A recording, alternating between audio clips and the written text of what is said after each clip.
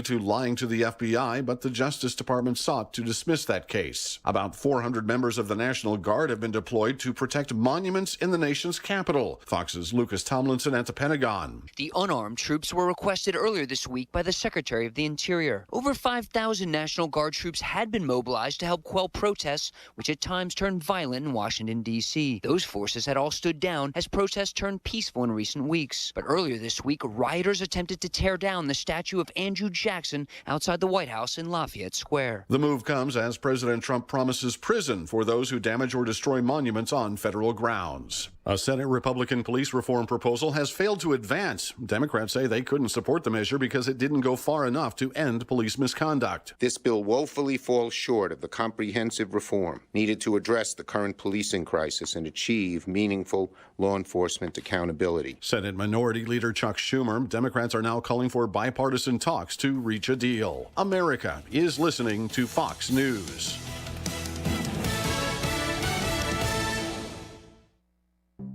At Fisher Investments, we do things differently, and other money managers don't understand why. Because our way works great for us. But it may not work for your clients.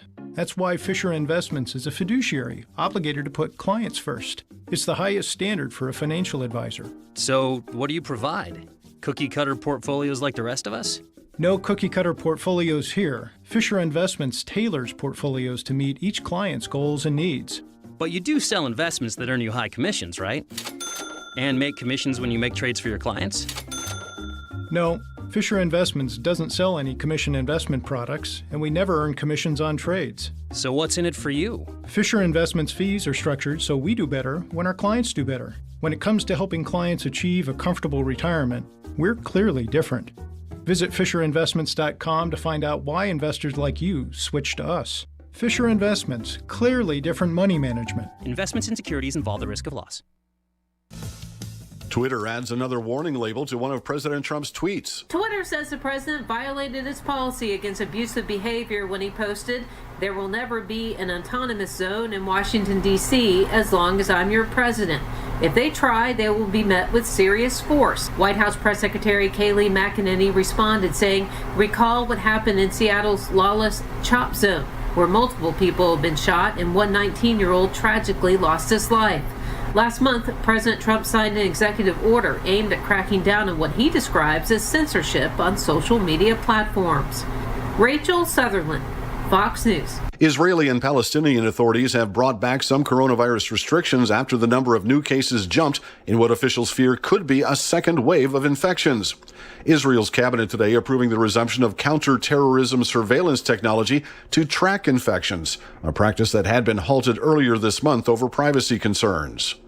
Americans may be barred from travel to a number of European countries for a while longer. A European Union official tells Fox News it's difficult to see how US citizens could qualify for entry to EU countries when coronavirus border restrictions are relaxed.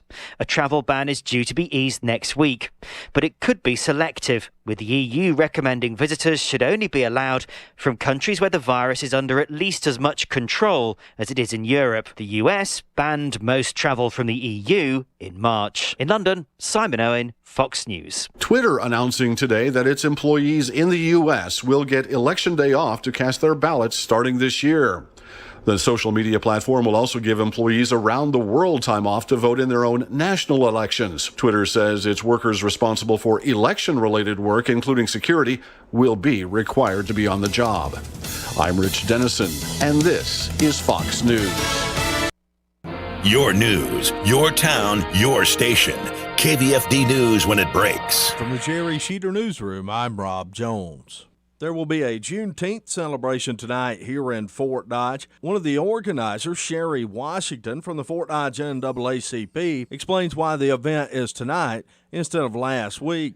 During Juneteenth, the week of, there was just so much going on. So we thought we would give it a few days and kind of push it out. Sherry Washington went on to say that tonight's event is geared toward bringing the community together. Something that we want to be reflective of positivity and something that's going to unite the community and also to kind of bring in the stop the violence mood with it. with so much going on with violence, really, we just want to come together and make it as positive as possible. The Juneteenth celebration tonight will be at 7 p.m. in the city square here in Fort Dodge. Crater Days is going on in Manson Friday, June 26th and Saturday, June 27th. Here's one of the organizers, Justin Widland, talking about the origin of Crater Days. We had our tornado in 1979. First year after the tornado, they called it Appreciation Days. Over time, when we learned more about our history with the crater that the asteroid that hit and made the crater here in this area, it evolved into the name of our days. Then it evolved into Crater Days. The festivities will start Friday night at 7 p.m. with the annual truck pull. On Saturday morning, there will be a parade at 10 a.m. down Main Street in Manson, followed by a tractor ride. That afternoon, there will be a bike ride and scavenger hunt, a lawnmower fun run, and an ATV run that travels around Manson to Twin Lakes. The fun will culminate with drive-in movies being shown at the football field parking lot starting at 7 p.m. The featured films are The Great Outdoors, followed by Twister. The events will have restrictions and guidelines due to COVID-19 related concerns. For questions or more information, call Lonnie at 712-210-0837. In sports, in a game you heard on Sunday 99.7 and online at yourportdodge.com last night, St. Edmunds softball a winner 16-8 over Manson Northwest Webster. Gale scored 4 runs in the 3rd, 5th, and 7th innings and pounded out 21 hits. Ella Brotney, the winning pitcher for the Gales, she also had 4 hits at the plate with 4 RBIs. Fort Dodge softball split a doubleheader at Ottumwa last night. Dodgers took the first game 3-2 and dropped a heartbreaker in a nightcap 4-3 in 14 innings. Dodgers left 20 runners on base in the second game. Dodgers back in action today hosting Marshalltown, a 5 p.m. first pitch over at Harlan Rogers. St. Edmund baseball dropped their first game of the season 4-0 last night to undefeated 8th-ranked Pocahontas area. Chase Cook, 3 hits for Pocahontas area. Jed Tracy with the lone hit for St. Edmund. The Gales host Algona tonight, a 7:30 first pitch at Harlan Rogers. Algona baseball fell 4-3 to Storm Lake. Game was tied at 3 apiece. Storm Lake was able to score 1 in the 7th to take the lead for good. And Cleary and Goldfield Downs softball dropped a tight one 3-2 to Iowa Falls Alden. Baseball on your radio this evening as the Fort Dodge Dodgers play host to Marshalltown for a double dip at McNeil Field, a 5 p.m. first pitch for game number 1. You can hear both of those games on Sunday 99.7 and online at yourportdodge.com. That's your Alpha Media News Update from the Jerry Sheeter Newsroom. I'm Rob Jones. Here's the AM 1400 KVFD weatherology forecast. We'll see a few spotty showers and thunderstorms here this afternoon. A blend of clouds and sunshine develops. We'll see high around 80. Northwest winds at 5 to 10 miles per hour. Tonight, partly cloudy skies and a low near 59. By Thursday, sunny high of 88 degrees. Then by Friday, a chance for showers and thunderstorms, cloudy sky conditions, and a high around 86. From the Weatherology Weather Center, I'm meteorologist Jennifer Wojcicki. Currently, it's 77. Here's a look at how the markets closed today. July corn down 3/4 cent to end the day at $3.24 1/4. September down 2 at $3.27. December down 3 cents at $3.33 3/4. March down 4 cents at $3.44 3/4. July soybeans down 4 1/4 at $8.70 3/4. August down 4 1/2 cents to close at $8.67 1/2. September down 4 cents at $8.65 1/2. November down 4 at $8.70. July wheat closed down 4 3/4 at $4.81 1/4. Soybean meal up 40 cents a ton at $2.8670. June live cattle down 22 cents at $93.30. August down 85 at $96.35. August feeder cattle down 32 cents at $132.87. September down 30 at $134.17. July lean hogs down 97 cents at $45.92. August down $125 at $51 1/4. I am Dwayne Murley. All right, Let's get those peas off of your face. Right after I get the warm towels out of the dryer. Mama will be right back. Oh my gosh. Oh, sweetie. Oh, I'm so sorry. Drowning is the second leading cause of accidental deaths in children ages 1 to 14. Babies under 1 most often drown in a bathtub, bucket, or toilet. You can help prevent this from happening by never leaving a young child unattended in the bathroom. A message from the Iowa Department of Public Health. Michael Devine, the Doctor of Truth. Does anyone have anything they'd like to confess? That AM 1400 KVFD. This is AM 1400 KVFD, the voice of Fort Dodge. I'm Michael Devine, the Doctor of Truth. Of course, we have another doctor in the room, but he's not the Doctor of Truth. He is Councilman Terry Minke, who also happens to be an optometrist here. But your main thing is being city councilman because you believe in helping the citizens of Fort Dodge. Sure. I know you do. Yeah. I know yeah. You do. And the pay is so good. Yeah. Well, that's the way it goes sometimes. Yeah. Anyway, Terry has generously consented to show up again today and take my abuse, which I always appreciate, certainly. In person. In person. That's right. We're in studio today, ladies and gentlemen. You know, as you transition into retirement, this could be one of your highlights. When are you going to retire, by the way? I don't know. Yeah. I'm sure one of these days we'll probably...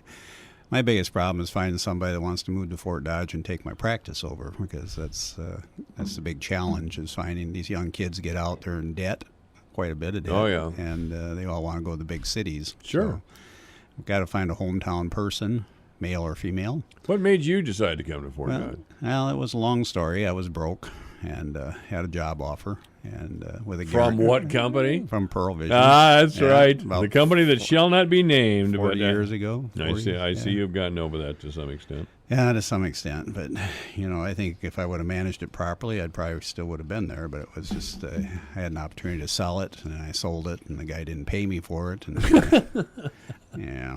So basically, I started over again. A few years ago. But what else could you do? Yeah, no choice. But here we are today. Here we are today. That's for sure. So bigger and stronger, starting over again after our little COVID shutdown. So that sucked, didn't it? Yeah. Well, it's still. Yeah, we're only booking about half schedule. We have to have time in between patients to clean. We have to wipe doors down. We have to spray chairs. Anything anybody touches. We have to go back and clean and sterilize. And then, of course, the long-term effect on the materials is going to be the big thing, because those cleaners are strong, and a lot of our fabrics and whatever, I'm not sure are going to hold up to the long-term use. So we may be helping the furniture business by our excessive cleaning. Yeah, I don't. That's what happens when liberals run things. Just everything goes to hell right away. And, I'm just hoping nobody lights a match or anything in the office, because there's enough alcohol fumes. I am close to the fire station, but I'm not sure there'd be anything left there for them to do anything with. I suppose at one time in your waiting area you had ashtrays. I don't recall that. We were always, maybe you didn't. Some places didn't. No, the employees used to smoke in the bathroom, and we always had air purifiers and whatever running. But no, and we kind of discouraged that in the general area. Well, that probably made sense. Yeah. I don't remember anybody smoking in doctors' offices, period. Except for the doctors. The doctors sometimes did, yeah. I had one doctor that part-timed for me that used to smoke in the exam room and use the sink as an ashtray. He also changed his socks a couple times a day, so that was strange dude. Well, thank God we had government around to give us better manners and make us think of others more. Because if we don't think of others, we're going to be, shot or something. I don't know. I'm sure you remember the good old days. Your physicals, the armed forces physical. The doctor that checked me was smoking while he was checking me. Was he smoking while he was checking? Yeah, way back when. Asked me if I had any homosexual tendencies. And that was important back then. That was part of the questionnaires. But, it was. Yeah, so I went through. How did you answer that question? No, I had no desires. No, I still don't. But I was down in Memphis at the time, so that was quite the experience. Well, there was an induction center in Des Moines. Yeah, and I think there still is. I think that's where they still take them down there. That could be. I don't know. But the Vietnam War thing was going full speed when I was there, and there were hundreds of guys down there. We all lined up, and this one guy in front of a psychiatrist's office. We weren't in there very long, but this one guy walked in carrying an olive branch. He was in there 10 seconds and the door opened, the olive branch came flying out. And when it was my turn, this was a very stern-looking old doctor. You know, he just all of a sudden looked up from his papers and said, "Are you a homosexual?" And I thought it was an accusation at first. I said, "No." And he said, "Okay," and got me out of there. I wasn't in there 2 minutes. "Are you a homosexual?" "No, I'm out." Back then when I went in, and probably when you went in too, it was they did not really ask you to show up. They told you to show up. Yes, they did. Yeah, there was a draft. You notice. will show up. Yeah. There was no choice, and you basically had to have some pretty good excuses not to proceed. That's right. They wanted warm bodies. Oh, yeah, and they were getting plenty of them in those days, too. Getting them and shipping them. All right, Councilman Terry Minke is our guest. What are we going to do about internet service here in Fort Well, Dodge? we've been working on it. We actually had a meeting last week via Zoom. We met with our consultants and went over some of the proposals, and we selected, was it our HR Green, which is a company that's worked in Fort Dodge before. They actually did some work on the Crosstown Connector, I believe, about 10, 12 years ago. And they have an internet group that looks at these processes. They've done a lot of work out in the Colorado area. They are based in Iowa, which was one of the things that kind of pushed them over the edge. I believe 9 different companies. Over the edge. Yeah, well, there are 9 different companies submitted proposals, so there's a lot of interest out there in internet. Providing fiber optics is kind of the wave of the future. I keep bringing up the Elon Musk process. I actually got up one morning, Pam and I got up and went out by the Boys Ranch because we supposedly could see the Starlink satellites going by.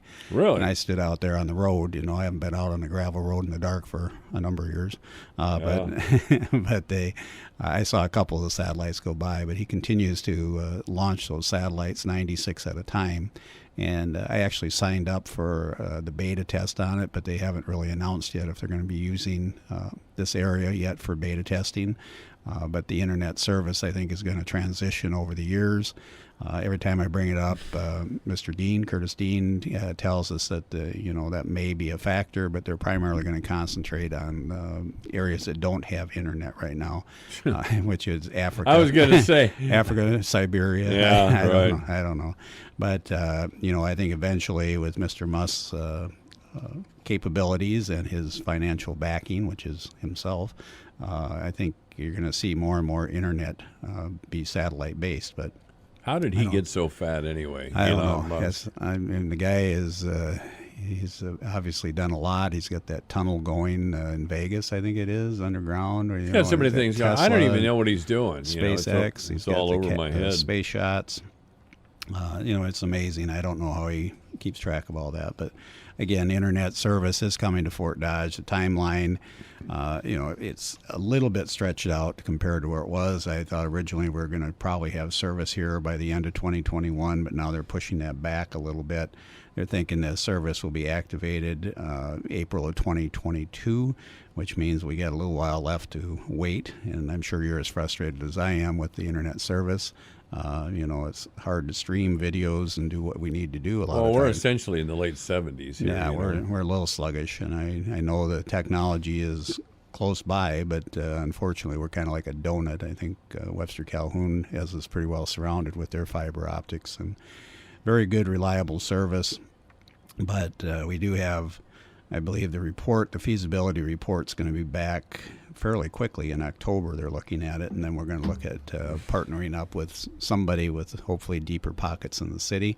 That's the whole thing, is that you guys don't want to really have a city-owned broadband. I think it's kind of you're kind of swaying back and forth. I don't think if we had a utility, if we had an electric utility or something like that, but we have to establish a broadband utility, and if we own the infrastructure, that's fine, but then you also have to provide service, which is critical. If you don't have good service, you're not going to have customers paying the $100 a month or whatever it ends up to be. They're also looking at phone and television service, which to me isn't that critical. I just want the faster internet speeds. But I'm thinking we'll probably get a proposal and get the engineering done fairly quickly, and then we'll move into the finding the partner. And there are people out there that are partnering up. Again, I don't think the city wants to fund the whole thing. I mean, the estimates are varying, like all construction costs are going up and down, but that $20 to $25 million has been thrown out there. And, we could probably bond for it using, future revenues and things like that, but I leave that up to Jeff Nemmers and David to tell if it's going to actually cash flow. David was on yesterday. He didn't sound too excited about the city going its own way. Well, the problem is, where do you put it? I mean, it's going to be a couple more. You're going to have at least 2 to 3 service techs. You're going to have to provide service basically around the clock all week. You're going to have vehicles. You're going to have a location. You're going to have servers. I mean, there's a lot of costs. Is this too big for us to handle? Is that what you're saying? Well, I'm saying with a partner. We can't do it? Well, I'm sure we could with the right people, but I think we have to partner. There's people out there that do this for a living. Well, this is a tendency that Fort Dodge has. Smaller cities like Spencer, for example, they own their own broadband. They own their own utilities. I think Algona does as well, or maybe they have Mediacom up there. I don't know. But Fort Dodge has always believed in outsourcing. I mean, we outsource our dispatch services, our 911 dispatch services, and our water service, and practically everything else. And we've had mixed results with that. Yeah, the water service has been great for us. The water service has USW has done a great job for us. I don't know IXP. I'm not really involved in that. I know there's both sides of that. I think the dispatch service is running a little smoother when you talk to the sheriff and you talk to Chief Porter. Well, it couldn't have been run much worse, could it? Well, I'm not that familiar. All I know is when you call, they show up, and that's all I know. But and they still do that, because I hear the sirens. But well, I'm talking about a philosophy of outsourcing. That's what I'm really. But again, this is technology based, and so we're going to have to hire the people. We're going to have to bring people in. We're going to have And we can't do that. Well, I suppose theoretically we could, but I mean, look who we've got looking at the internet service in town now, and looking at these people that are coming in. We've got Ryan Mail, who came from Parks and Rec. We got David, who, as far as I know, knows how to turn his computer on. They got me. He does. Dave Flattery, and then you got the 2 consultants. And obviously, we rely heavily on the consultants for a lot of our information because they've got the industry contacts. And again, we can look at the history of these companies. We can look at the results. Not everything has turned out well with internet service. I mean, there's a couple of bad examples. There's one in Minnesota that started and then they bailed. I think there was one here in Iowa that they were unhappy with the way it was going, and they bailed on it. So again, I'm not sure that we're going to want to run it. Is there some sort of guarantee that if we partner with a company that they won't bail? I don't know if I'm sure there will be some legal. I mean, that's where you get the attorneys involved. And we all know how I imagine you get the attorneys involved no matter what. Yeah. I guess, again, is what I'm talking about is the assumption that we need to, the city never wants to go alone. Never, and the goal of a private company is to make a profit. It's not to serve the citizens necessarily. And we as voters, we as citizens, have very little input in that, because I know if this doesn't work out, if we partner with some company, and I'm at a city council meeting saying this isn't working. Well, they're a private company is what I'm going to hear. Yeah. Rather than, well, I'm a representative of the city and it's my responsibility to do Well, I would assume what's going to happen, and I know you've got some experience on the cable board, that all-powerful cable board. Oh yes, it was immense. Great power. And but anyway, I got to sit home and listen to people complain for. I think what's probably going to end up with this board, or if you want to call it, they'll create a task force to look at it. Probably be a combination of city and private company personnel. We realize that this is a for-profit business. We have to make a profit in order to expand and change with the technology, and you have things break. I mean, it's expensive equipment. The fiber optics won't break. I think they're all made in Japan, so there's a concern over availability right now because of everything else in the world. But isn't this wonderful? We're so global. But I think you're probably going to see some kind of a hybrid board come out of this to kind of oversee. Again, it could become a city utility. It could become city operated. That's one of the options that we have on the board. But I don't know financially if we're going to be able to do that. We've got a lot of irons in the fire right now with riverfront development, Northwest River District, the downtown redevelopment, the Main Street. Well, that sounds great. Are we getting anywhere? Yeah, and then Monday night, your visionary Dave Flattery is talking about keeping the Wakanza Annex, and we've been talking about tearing that thing down for 5 years, and we also have the money set aside for it.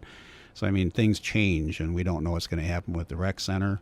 That's going to be a public-private partnership. We're probably going to end up having to do something there if we build it. Public-private partnership. Where have I heard that before? Oh, every time Matt Bemrick has been on the air. Yeah. Well, the problem is with the lean government and lean government operation is that we don't want to dangle ourselves out there too far because we don't want to become, the credit risk is there. I mean, our ability to borrow money is pretty good right now. We've got a very good credit rating. Good. As we leverage more and more of these projects and we, start to tap into our credit line a little bit, it becomes a little bit more, I guess, finesse. And that's why, we're very thankful we got Jeff Nemmers over there. And I know you've talked to him. I mean, the guy is watching every Nemmers penny. is a sharp guy, there's no doubt. Yeah, and we keep asking, and I mean, we want to get more demolition in town, the abandoned nuisance property. We just extended another $100,000, which takes the north side of my street there on 4th Avenue is available for demolition. Yeah, I'd say there's numerous ones. I mean, you drive throughout town, and the city's actually identified and actually owns several properties that need to be demoed, but we just don't have the money. Eventually, I would maybe like to see Public Works move into that, maybe even buy the equipment. These houses are becoming very expensive to demo. $25,000 is probably about our average. You got asbestos removal costs on top of that. So when you buy a property, a dilapidated property, if we can get it for nothing, that's fine. But some of these properties, like on North 8th, we're spending $20,000 to $25,000, or maybe a little bit for those. Yep. You could buy that whole street for $25,000. Well, you could now because the city owns probably 90% of it. There was a big house up there that was assessed at 31, and they had an assessment. They had a private appraisal done on it. It was like $50,000. So, there was a $20,000 gap between what the county assessed it at and what we had to pay for it. But again, it was a piece of property we wanted for our long-term plans, and so you have to pay the price, and then you end up spending $25,000 to knock it down. So to get one property out of that neighborhood was $70-some thousand. Were there questions asked about that gap in assessment? Well, we basically have to go by the numbers. I mean, the guy had it appraised. But we appraised it as well, the county assessor's office. Yeah, the county assessor appraised it. But again, it's advantageous if you're the property owner to have the county assessor make a mistake, if you want to call it that. So was there a mistake, or do you recall? Well, the appraisal came in $20,000 higher than the assessment. Right. So I'd say somewhere along the lines, something was wrong. Well, that's the assumption that the guy who hired somebody to assess the property, that guy had no prejudice. No, and you don't know that. I mean, we've only got a few, very small number of people. I'll hire my brother-in-law to assess this property. For example. It came from an appraisal firm here in town, so of which I think there's two. So, so it's the price you pay to make the neighborhood look better. And again, the long-term plans, you talk about long-term economic development, that North 8th Street property, the envision is with Corpus Christi, on its final, I think, few months here, they're going to do something with that property. I think they're going to take down the church. Right? Well, I think that's what they're talking about, that and Sacred Heart both. Sacred Heart's there's a lot of the windows and stuff have been taken out of Sacred Heart. I don't know. I think Corpus is still, intact. I was in there not too long ago for a funeral, I believe. But the new church is about done. And so are we running out of Catholics in Fort Dodge? Oh, no. I think they did a very good job on their new building. They fundraised. Looks impressive. Yeah, it's a beautiful building. But again, now you've got two old historic buildings with a lot of family ties, a lot of people. Lots. Yep, marriages, deaths, everything. And that's part of the family. It's going to be a rough day when that steeple disappears out of the city skyline. So, but that whole area up there, if it's redeveloped, we kind of envision changing 8th Street, making a little loop up there in the Corpus property, and then straightening up 8th Street into 9th Street, so it's more or less a direct route from the north part of town down to the parade statue on 8th and 5th Avenue South, and maybe line that up there with some townhouses of some kind. So, but again, that's going to take money. It's an expensive process, so it'll be a few $1 million that we're going to have to come up with to do that. They had that really nice Catholic church over in Duncombe, St. Joseph's Church. And tore that down a number of years ago. I don't think Duncombe's ever been the same. Claire's the same way. Claire's turned theirs into a community hall, so it turned out well. But I'd say we're running out of Catholics. Yeah, well, I don't know what to say. I'll say it for you. We're going to be back in just a few minutes. Our guest is Councilman Terry Minke. This is AM 1400 KVFD, the voice of Fort Dodge.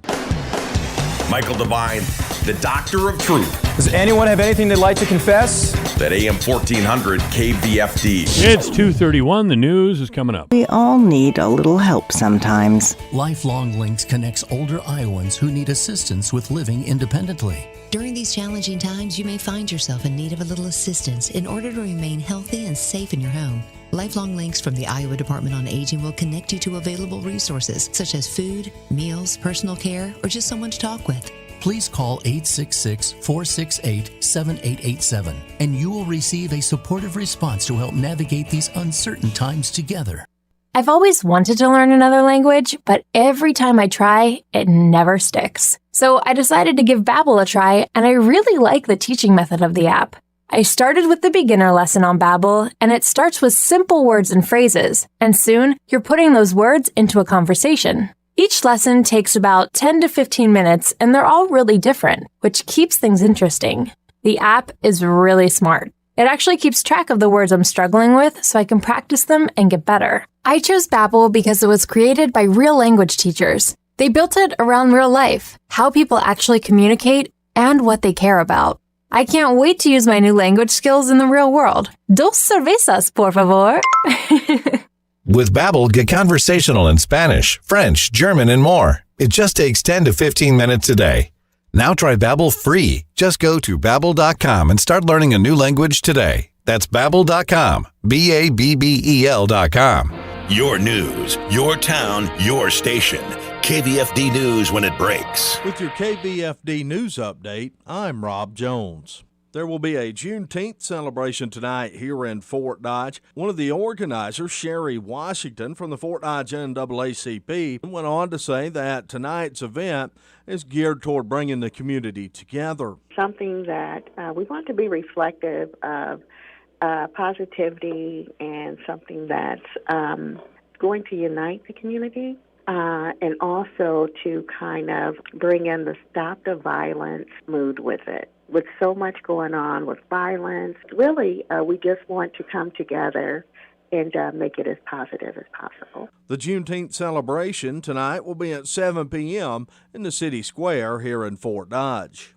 Crater Days is going on in Manson Friday, June 26th and Saturday, June 27th. Here's one of the organizers, Justin Widland, talking about the origin of Crater Days. We had our tornado in 1979. First year after the tornado, they called it Appreciation Days.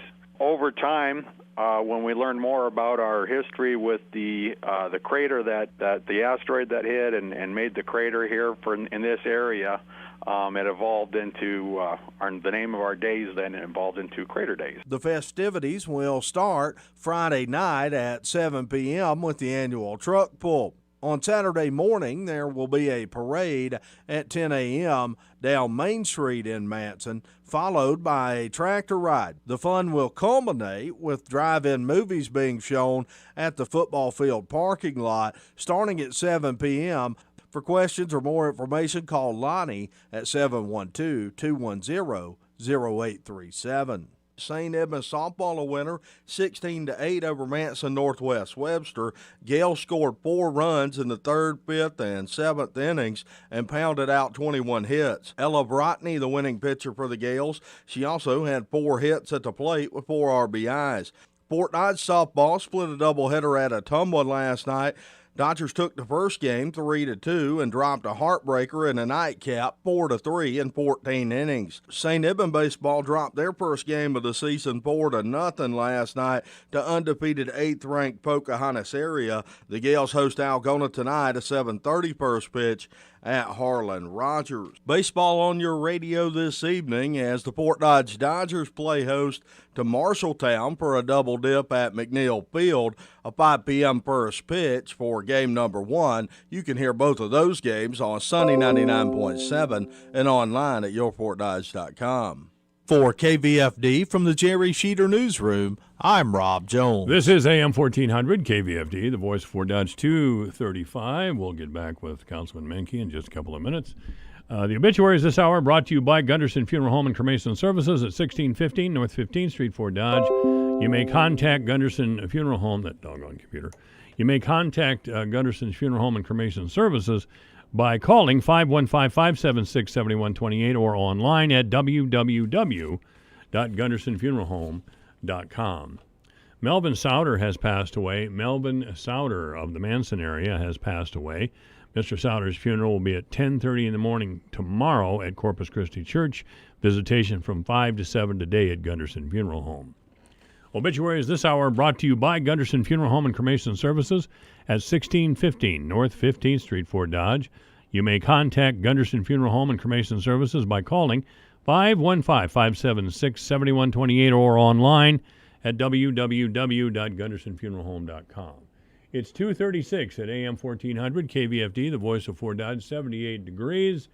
Yeah, Terry Menke will be with us in just a couple of minutes. Rewards Beyond Rebates is not like other rebate programs. Melanie Burke, Innovation Specialist with BASF, explains. BASF is investing their money in on-farm resources to really truly help the farmer. Individuals like myself that can be on the farm and really work with that farmer to create an individual plan that works for them, addresses the weed control issues that they have, and helps them in their specific environment. Rather than investing in mailers and marketing and publicity of how much money we're going to give back, we're really focusing on making sure the farmer's successful and making sure that they're getting the best results that they can possibly get. Money is made by how much grain is sold. So it's truly helping that farmer get the most amount of grain and having the most success on their farm. To learn more, growers should talk with their local BASF representative or go to rewardsbeyondrebates.com.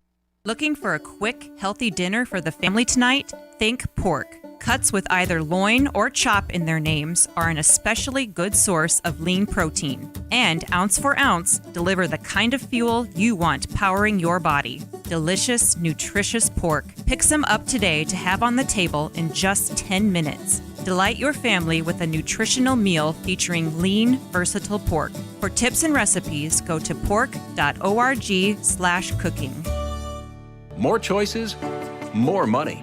Bayer Plus Rewards is a new kind of rewards program, one that lets you call the shots. Choose from our broad portfolio of high-performance products. Earn more money on the eligible products that are right for your farm. Use our new portal to see your purchases, track your rewards, and decide how you want to use them. That's how we're putting more control in your hands. That's the plus. Sign in and earn big with Bayer Plus Rewards. Visit mybayerplus.com to sign up today. See program terms and conditions for full details. Michael Devine, the Doctor of Truth. Does anyone have anything they'd like to confess? At AM 1400 KVFD. This is AM 1400 KVFD, the voice of Fort Dodge. I'm Michael Devine, the Doctor of Truth. We have the Doctor of Optometry with us here today, and he is City Councilman Terry Menke. And we've been talking about, well, not surprisingly, what's happening in our town. So what's happening in our town, Terry? Oh, a lot of construction going on, a lot of new construction. I got kind of yelled at yesterday for the condition of South 30th Street over there by Kohl's. That's because I went home and my wife yelled at me because she was at Kohl's. And the street over there is in quite bad shape. That was torn up by the construction on 8th Avenue South last year. But we did release the contract on that, and Fort Dodge Asphalt will be redoing that street, kind of working it into their schedule. So a lot of things happening. You can see over on 15th Street, a lot of work casters over there pouring concrete as we speak. They get together early. That's one thing about them. They go early and they go late. They are up kind of working on the west side of 1st Avenue South and 15th. And then once that project's done, which is, I think Tony Trotter said probably just a few more weeks, they'll have that 1st Avenue South pretty well wrapped up, and then they'll move on up to Central Avenue and basically do the same thing up there with turning lanes. The Hardy sign will have to be moved, and they're going to expand that drive so you have turn lanes off of 15th, as well as designated turn lanes on Central Avenue. So it's going to be very nice when it's done. That will probably go through the entire construction season, so I would anticipate like October, early November, that whole area will be done. So that'll pretty well complete that work in that area. So if we want something done, we got to talk to Pam. Yep. Yeah. She's quick to point out a lot of our areas and flaws in the community too. And again, See, Click, Fix works relatively well. If you get an opportunity this time of the year, we get a lot of tall grass and overgrown vegetation. Also, there's a report of an old white Dodge Durango that's in quite bad shape that's polluting our environment, and so Probably is. Yeah, so we got to keep aware. The driver's a cranky old guy. Yeah, Yeah, he is. And I think we all know and love him. But anyway, those things, if you see something that isn't quite right, obviously let somebody know down at the nuisance department. Kind of working on a couple of new things now. One of the things is the feral cat situation. We are seeing more and more cats. Boy, we are, aren't we? Yeah. Wow. So we would like to maybe gather those animals up. There is an operation out of Boone that actually will take them and spade them and then bring them back. And, the cats themselves are, I guess, a problem. They do control a certain amount of the rodent population, but they also kill a lot of the birds. So we want to make sure that those animals are healthy, and we want to make sure they don't reproduce at a number, because a cat will produce 8, 9 kittens, and that's once or twice a year. So we'll probably be looking at that. Another thing we're addressing, which may or may not be critical in your life, is the decriminalization of a certain controlled substance. Certain controlled substance. Yeah, so there's a lot of things happening in the community, but most of them right now are construction. We're still working on the water plant that will be up and operational this fall. We approved additional work on the water plant with the force main. The contract was released on Monday. We hired the company on Monday night, and that was just under $1 million for that. So that will be a nice improvement. Again, that was state mandated. It wasn't a city project. The state mandated us to reduce the nitrates, which are chlorides or chlorines. I don't know, one of those things. Something, we had too much of it, basically coming out of the water softener systems, because everybody has a soft water. We recycle a lot of the byproducts, the sodium chloride, and it goes right into the river. And then our fish in the river, I don't know, they taste funny or something. I don't know. Affects them. That's deep. Yeah, really deep. DNR, frowns on that kind of stuff. So, yeah. So, what's their problem? I don't know. DNR is very concerned about our environment, and they do a great job out there. I know they're everywhere, and they tend to be kind of exciting. But we do have state historical people are back. The Wakanza Annex, we talked on Monday night a little bit about that with Impact 7G with the asbestos. We got a fairly good bid on the asbestos and lead paint removal at the Wakanza Annex. That's something that's going to have to be done no matter what we do with the property. The intention is to tear that property down, but I don't know when we're going to be able to do that. They're looking probably at completing the asbestos removal by the end of the year. And then next spring we could actually look at tearing that Wakanza Annex down. The problem is, what are we going to do with the property then? Because then we're going to have an empty lot, and we really don't want an empty lot in downtown.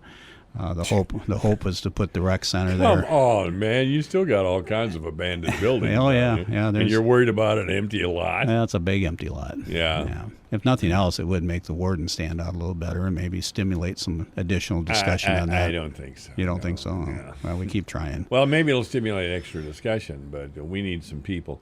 We have all these grand plans, and that's great, but we never seem to be getting anything done about it. The problem is that, Vicki and the people down at City Hall spend a lot of time drawing up these brownfield grants and all these state historical grants and everything, but, then nothing's done with them, and so then they sit, and they could be renewed, but like KDG didn't bother to step up to renew any of that stuff. Well, that's what I mean. Yeah, so the work's been done, and then it just sits there, and it probably could be redone relatively easily, since we've already got the process and got the paperwork, and it's already been stamped once. But again, government shut down there a little bit, and things were moving a little slow, and I'm sure that the developers, especially KDG, have got all kinds of excuses, but again, they had plenty of time to do it. They came in September, I think it was, November, and told us they were within a week of having everything done. Well, here it is, 6 months later, and nothing's been done. So it's frustrating, but again, hopefully,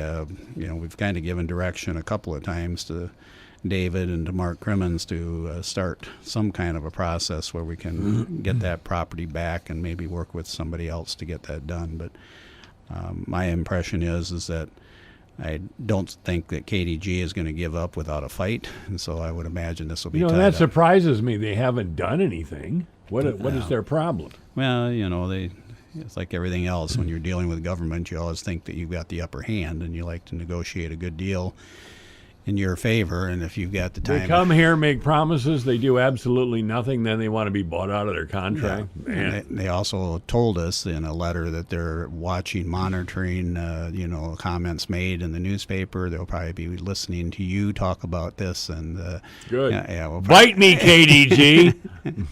You're incompetent. Get something done. Incontinent or incontinent? Okay, yeah. But anyway, those things are being done, but the Wakanza Annex project is moving forward. You'll see some work there fairly quickly. Again, there was a lot of interest in that, taking the asbestos out. I want to get back to this monitoring thing of the newspaper. Yeah. Well, they just said they were watching for comments because they felt like maybe we were saying things that we shouldn't be saying. Saying things that we shouldn't be saying. Yeah, we're like what? Their integrity.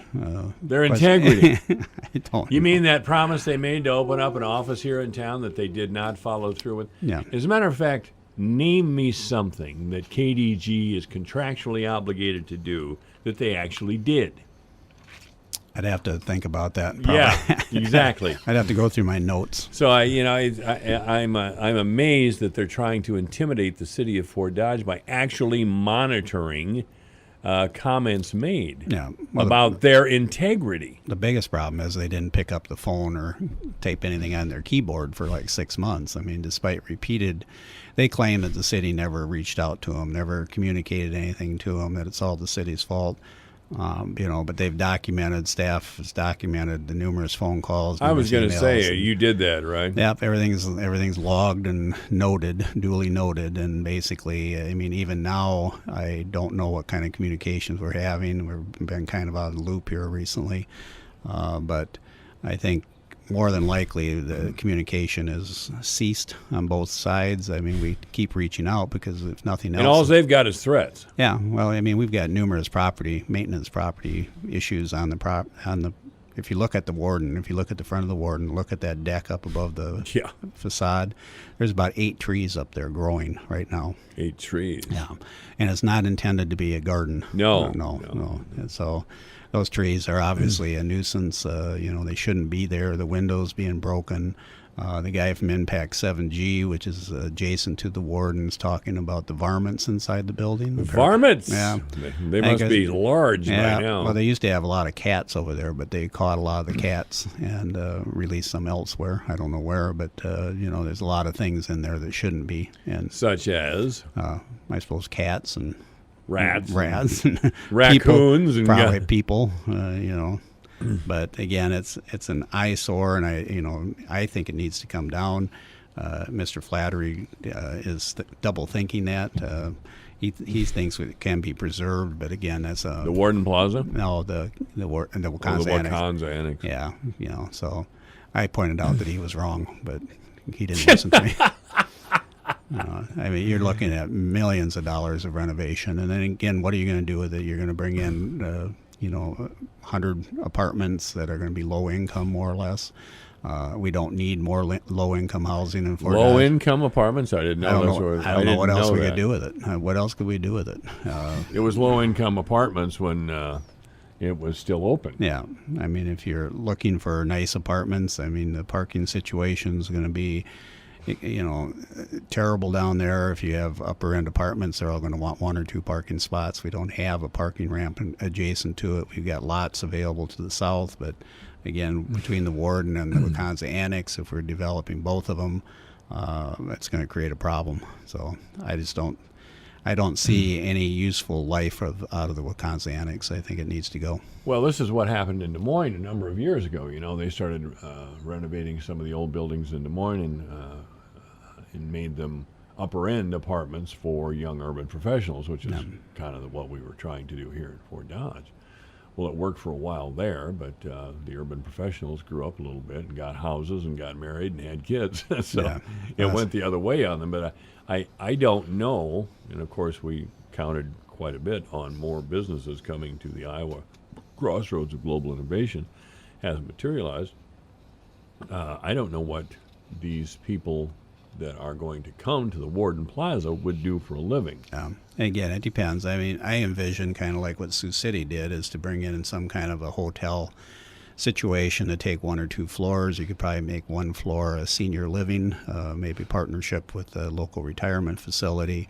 Those upper levels, I think, would be That's a pretty damn expensive senior living place. Yeah, well, there's a lot of wealthy senior citizens. A lot of farmers sell their farms and get a lot of money. So, I mean, it'd be a nice place to live if you could swing it. But again, downtown renovation is, for years, we've kind of mentioned that it would be really nice to have the Warden Plaza stimulate downtown renovations, and I think it's still, a viable option. But again, we got to get the right developer. The way it stands right now, it's just dead in the water. Again, right. I don't know how long we can make excuses. I mean, we got to do something. I really don't like that idea that they're monitoring our communications here in Fort Dodge as a threat. I mean, that's it wasn't even a veiled threat. Wasn't even. it was a direct threat. Yeah. But again, you're going to expect that. I mean, they're cornered right at the moment, and they're cornered. Yep. I think they realize that their options are limited. They either have to do something. Well, it's too late for this year, but now they're back another year on state historical tax credits, which was their major funding source this year. Well, something is wrong with their business plan then, and that can't be our fault.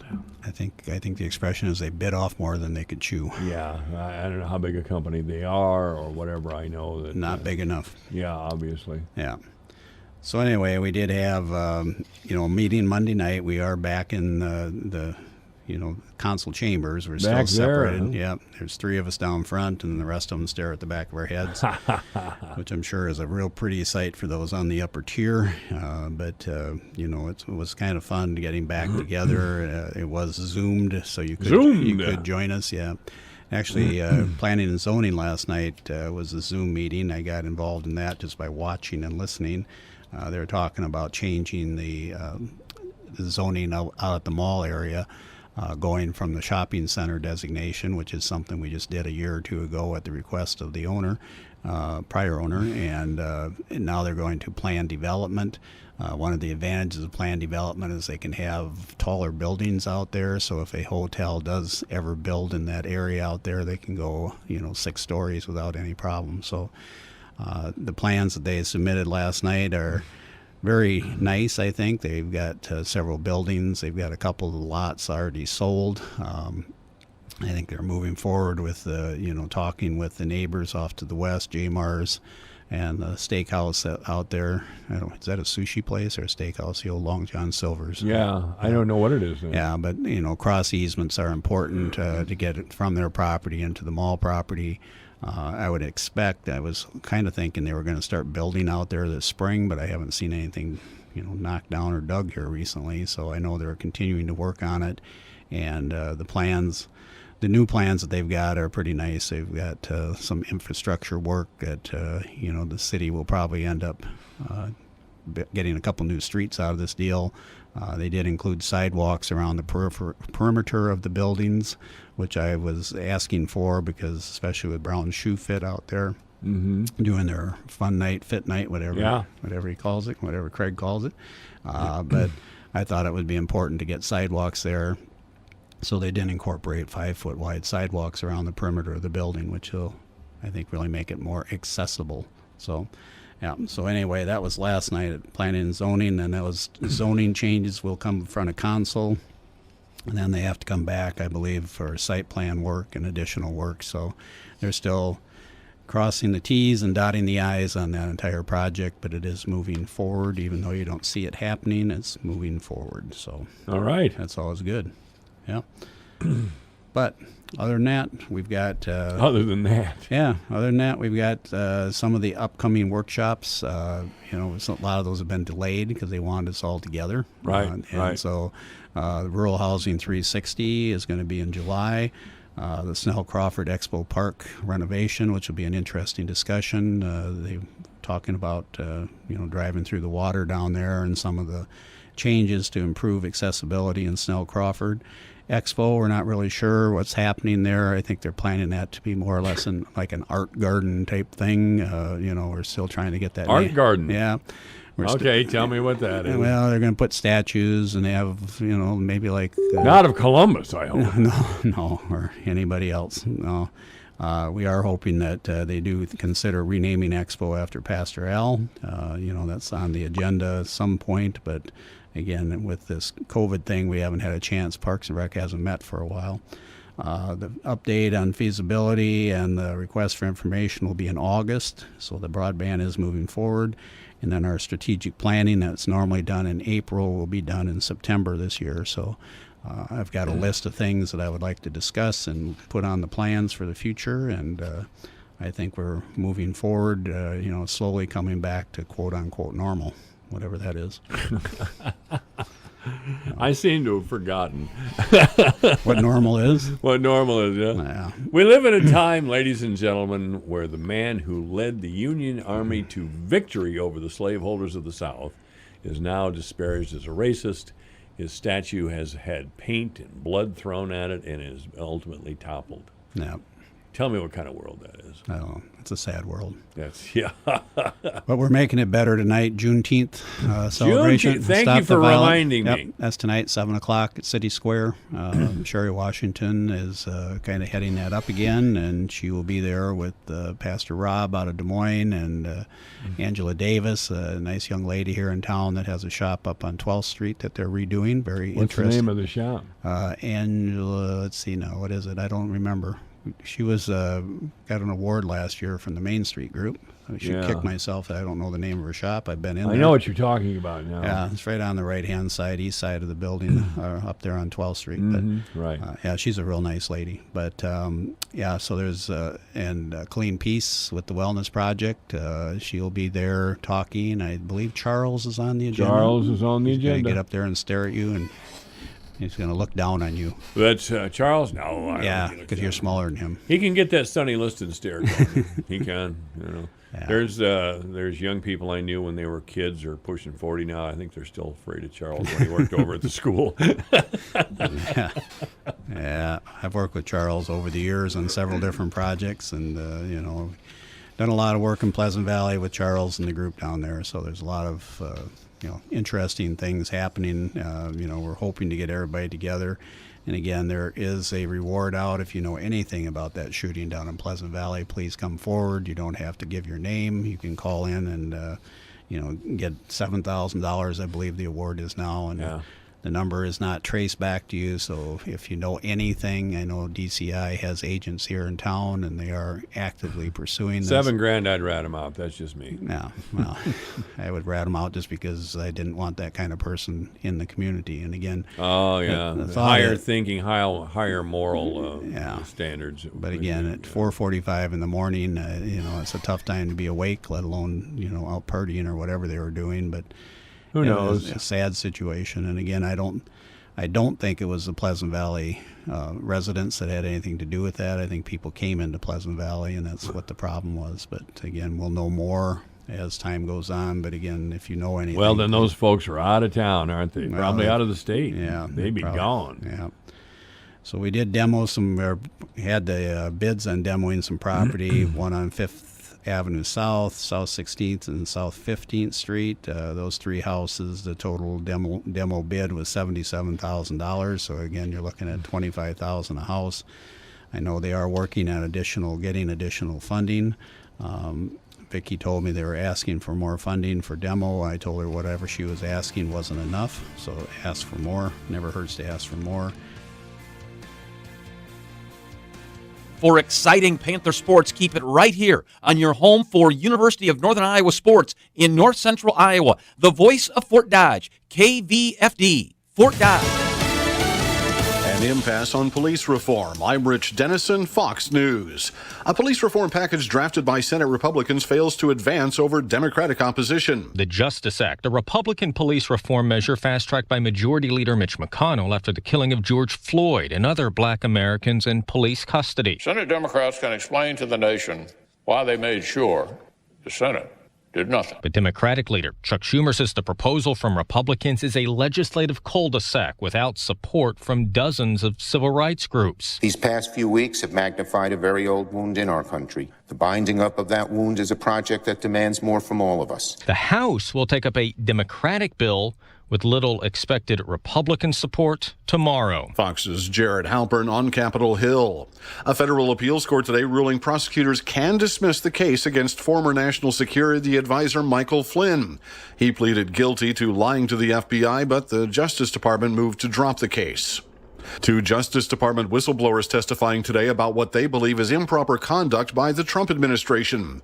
Former Deputy Attorney General Donald Ayers says Attorney General William Barr is working to protect the president. Barr has sought to give the president nearly unlimited powers by negating or overriding many independent processes that operate as important checks on executive branch action. Federal prosecutor Aaron Zielinski says he quit the case of Trump ally Roger Stone because of improper pressure by the Justice Department to lighten his sentence.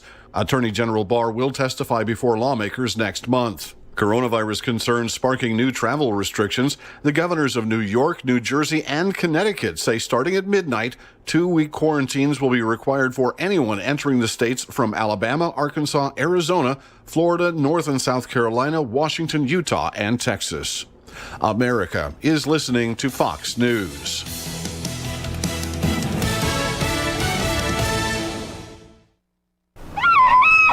Ah, the bull elk's bugle, one of nature's most wondrous sounds. That is not a bull elk, that's Kim. Her RV sewage tank is spewing all over her camper. Way, way out in the middle of elk country. Yep, there's an elk. And that's Kim.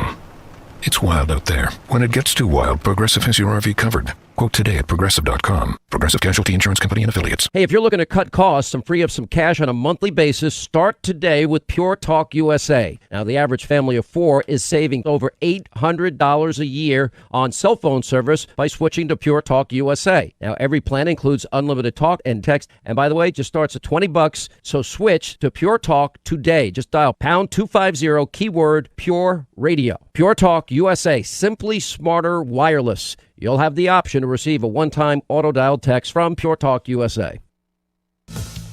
An Iowa meat processing plant has been cleared of safety violations after a coronavirus outbreak. The Iowa Occupational Safety and Health Administration says an inspection of Tyson Foods' largest pork processing plant in Waterloo didn't uncover any violations after Black Hawk County officials and workers claimed that Tyson lacked adequate coronavirus protections. The company says it's taken numerous safety steps. Over a third of the 2,800 workers there tested positive for the virus or antibodies. In May, several died. Jeff Manasso, Fox News. Crowds outside the Wisconsin state capitol tore down 2 statues and attacked a state senator amid protests following the arrest of a black man who was at a restaurant with a megaphone and a baseball bat. Governor Tony Evers says he's prepared to activate the National Guard to protect state properties. Alabama is starting to cut unemployment benefits for people refusing to return to their jobs after COVID-19 shutdowns. More than 3,300 people in Alabama are losing their COVID-related unemployment benefits because they're not headed back to work, even though their place of employment is back open. The state agency in Alabama that handles unemployment insurance says employers are calling in to report numbers of workers who say they're not coming in. While the Federal CARES Act gives some exceptions, such as people needing to take care of a COVID-stricken relative, simply feeling unsafe isn't sufficient enough to refuse to go back to work. Eben Brown, Fox News. A Tennessee newspaper has fired its advertising manager after a full-page ad from a religious group predicting a terrorist attack in Nashville appeared on its pages. The ad, appearing in the Tennessean, proclaimed Donald Trump the final president of the USA and proclaimed that Islamic terrorists would be setting off a nuclear device in Nashville sometime next month. I'm Rich Dennison, and this is Fox News.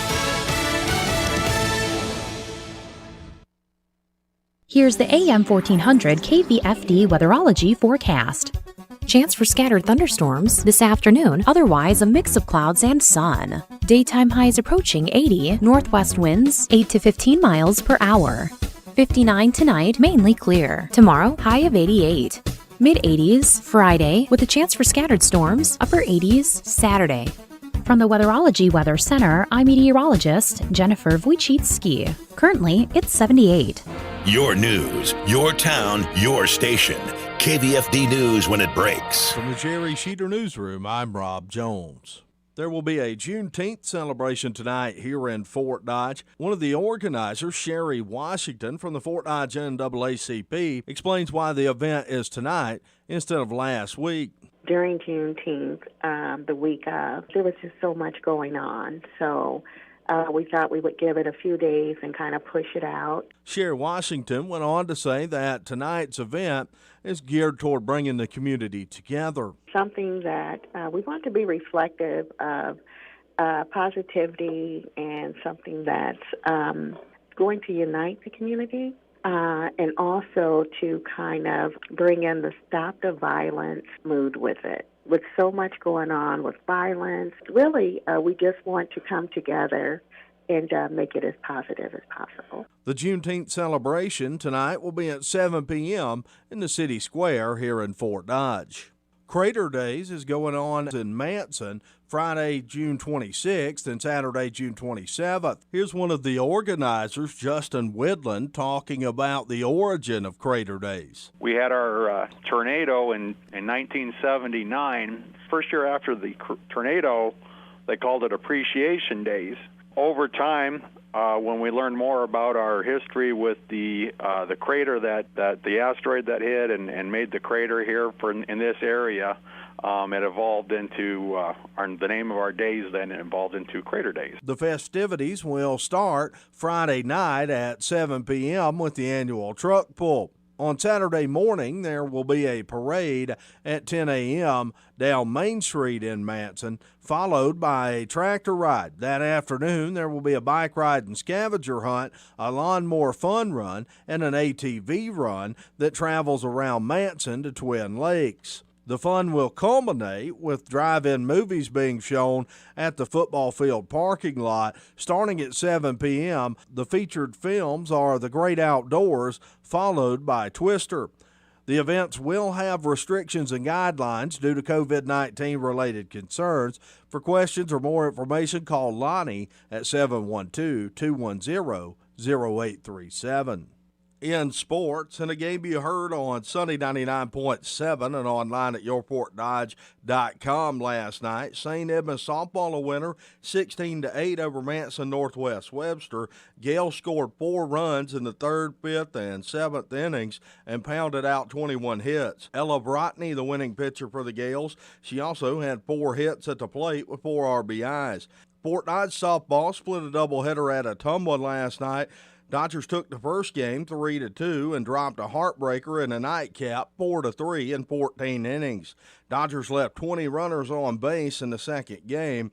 Dodgers back in action today hosting Marshalltown, a 5 p.m. first pitch over at Harlan Rogers. St. Edmund baseball dropped their first game of the season 4-0 last night to undefeated 8th-ranked Pocahontas area. Chase Cook, 3 hits for Pocahontas area. Jed Tracy with the lone hit for St. Edmund. The Gales host Algona tonight, a 7:30 first pitch at Harlan Rogers. Algona baseball fell 4-3 to Storm Lake. Game was tied at 3 apiece. Storm Lake was able to score 1 in the 7th to take the lead for good. And Cleary and Goldfield Downs softball dropped a tight one 3-2 to Iowa Falls Alden. Baseball on your radio this evening as the Fort Dodge Dodgers play host to Marshalltown for a double dip at McNeil Field, a 5 p.m. first pitch for game number 1. You can hear both of those games on Sunday 99.7 and online at yourportdodge.com. That's your Alpha Media News Update from the Jerry Sheeter Newsroom. I'm Rob Jones.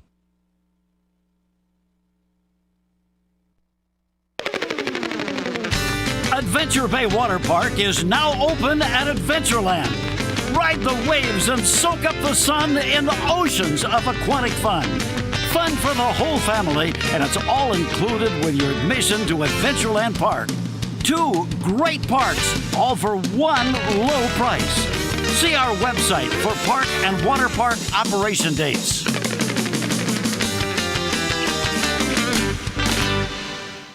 I've always wanted to learn another language, but every time I try, it never sticks. So I decided to give Babbel a try, and I really like the teaching method of the app. I started with the beginner lesson on Babbel, and it starts with simple words and phrases, and soon you're putting those words into a conversation. Each lesson takes about 10 to 15 minutes, and they're all really different, which keeps things interesting.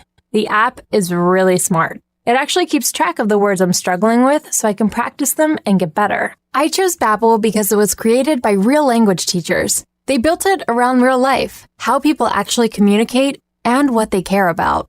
I can't wait to use my new language skills in the real world. Dos cervezas, por favor. With Babbel, get conversational in Spanish, French, German, and more. It just takes 10 to 15 minutes a day. Now try Babbel free. Just go to Babbel.com and start learning a new language today. That's Babbel.com. Babbel.com.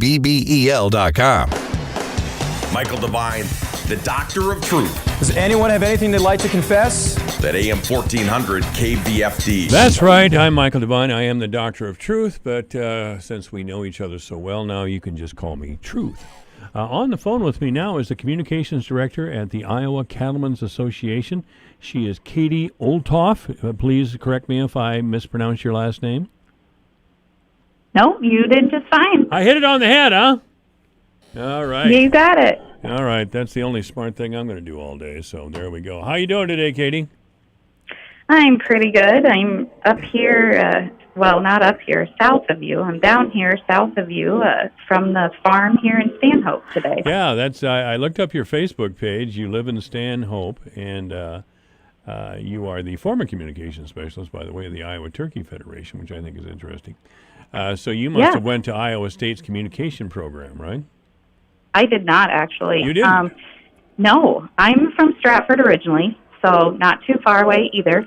Ended up in elementary ed, and then I taught for a few years in, it was Southeast Western Grand. Now it's become the Southeast Valley School District, combined with Prairie Valley there. So I taught in Boxholm and Dayton, and then stayed home with my boys for a little bit, but my husband does raise turkeys commercially.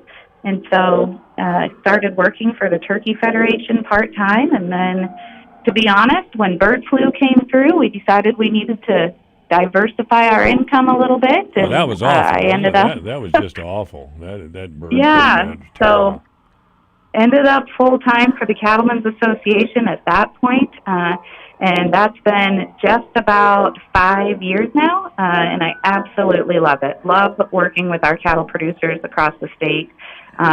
Really, we're the lobbying organization, so we're really focused on policy that will keep our producers, right now, keep our producers on the farm, keep their farms viable. But in normal circumstances, we do a lot more with environmental regulations and things like that, but really focused on those family farms and our rural communities and that type of thing. So well, love what I do and love it here. I looked up your Facebook page. Who's the cutie in your profile picture there? She's a real sweetheart. What a great smile. The little one. Yes, I have the 2 boys, and then we've got our little princess Edie at home now. She is 3 and just the light of our lives, I guess you would say. And then Daddy bought her a little herd of mini Herefords, so you see those on our Facebook page too. We have they're actually pretty big mini Herefords. We call them medium Herefords, but sure. in the flatlands of Hamilton County, it can be really hard to find pasture. So this is our way. We've only got 2 acres fenced in, and we can run a few more cows that way with the mini variety. Well, Katie, I hope we can speak regularly. By the way, Greg Hora, this segment of the program is actually being brought to you by the Webster County pork producers, but Greg, of course, is busy. So, and we all get along in Iowa, so Greg has put people on the air from the corn growers and certainly the Extension Service, and now Katie Olthoff with the Cattlemen's Association, and that's terrific. I really appreciate it. We'll just take over and do cattle show on the Pork Producers segment. Well, again, I hope we can talk regularly. You're someone who focuses on policy, and that policy, and I talk with farm people, can sometimes be very, very confusing, especially when you get on the ethanol side. But we're not talking that today. We're talking the cattle business and and how it's doing in our state. Could you give us a little update there? Sure. So, you mentioned ethanol ties in closely with the cattle business. One of the great things about ethanol production here is that we're able to use those co-products as feed products. It really adds a lot of value to our operations. And this spring, as we saw ethanol production decrease, we had producers scrambling to figure out what they were going to replace their rations with, replace the co-products, the DDGs in their rations. But I think you're going to have Dr. Loy on next, and he is an expert on that and helped us do a webinar to help with that. Overall, cattle production in Iowa, just kind of the quick rundown. So we are, I believe, 9th in the country for number of cows, but we are 4th in the country for cattle on feed. And so those would be the cattle in the feedlots. We're finishing them out on that corn-based diet. Really high-quality cattle, high-quality beef coming out of our state. It grades very well. A lot of the beef that comes out of Iowa is headed to high-end restaurants in, New York City, places like that, because we have really high-quality beef here. Well, there's restaurants on the East Coast that advertise that. Iowa. Yeah, and that's what we want them to do. Yeah, I bet you do. But I saw an interview with a restaurateur in a very high-end restaurant, I suppose, in New York City. And he was, the interviewer was asking him why he didn't use more grass-fed beef, I suppose, from Texas or someplace like that. Nothing against Texas, ladies and gentlemen. But he just looked at the interviewer and said, "You think I'm going to bring somebody in here and ask $50 for a steak and it's grass-fed beef? I'm not going to do that. I'd be out of business. I'm going to have Iowa grain-fed beef, period, end of story." And I couldn't have concurred with him anymore. Steaks, and I spent a little time on the East Coast, they're okay, but they're just not as tender or as flavorful as grain-fed beef. They just aren't. Yeah. Well, different people want different type of beef for different reasons, but it is pretty clear, double-blind studies, even across the world when we talk about our trade partners, grain-fed U.S. beef, grain-fed Midwestern or Iowa beef, it almost always comes out on top in taste tests. Like I said, if you looking for something leaner, there's lots of options for you there too. But definitely that grain-fed steak is, that's worth that $50 on the East Coast, I think. Oh, without a doubt. Katie Olthoff is our guest, and she's communications director with the Iowa Cattlemen's Association. Do we import a lot of beef or export a lot of beef? Yeah, I don't have the numbers in front of me. We export a lot of beef. We export more than we import. But it's really all about what cuts we're exporting and what cuts we're importing. So because we have more of that highly marbled beef from feeding it a corn-fed diet, we don't have as much lean beef that can be ground into lean burger as some other countries do. So you look at Australia's beef system, for example, is largely grass-based, and so their beef is going to be leaner. And so we will import what we call lean trim in order to grind it to meet demand for, say, McDonald's. Then what we're exporting are cuts that we really don't love here in the U.S. So beef tongue, offal, hides, things like that we just don't use as much in the U.S. That can really capture a premium overseas. We do export some steaks and things like that too. The Asian markets, South Korea, Japan are a couple of our top markets.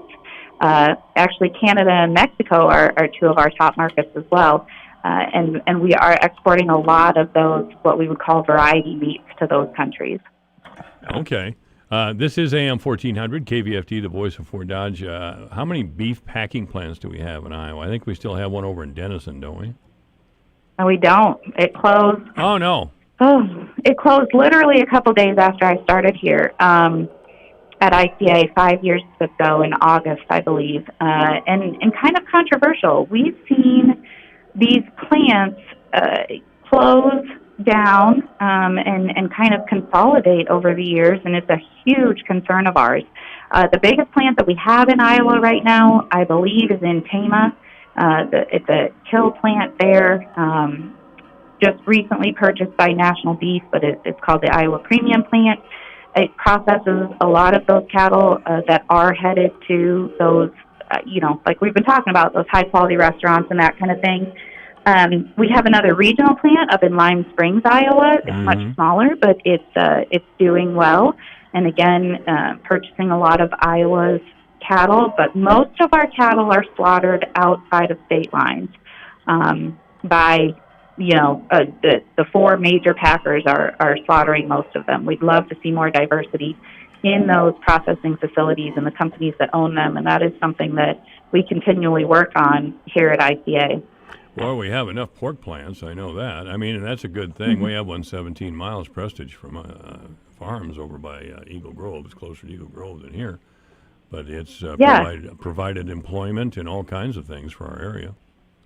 Well, that's right. And, actually finding labor for these plants has been sort of an issue. And so that is one of the challenges to growing processing here in Iowa is that because we already do have, we've got a couple of turkey plants too. I'll throw that in there. It's not just pork, but is there still one? Is there still one in Storm Lake? Is there still a turkey plant in Storm Lake? There is still one in Storm Lake, and there is one in West Liberty. Okay, so, good. Yep. We start competing for that labor force as well. But like I said, we would love to have more beef processing in the state. We would love to see more big players in beef processing instead of the four major processors, companies that we have right now. They were actually one of the policy things that we're working on is they're launching, the Department of Justice is launching an investigation into anti-competitive practices by these packers, and it's something that we're cooperating with and working with them on and trying to make sure that our producers are getting a fair shake when they sell their cattle into these markets. Is that a tough road to go right now? Are cattle producers getting a fair price? No, I think that's an understatement of the year. We saw markets drop drastically as soon as the first COVID case in the U.S. was announced, and then they continued kind of a free fall for fed cattle. Then we started, the second week in April, first week in April maybe, having some processing challenges because of outbreaks in processing plants. And,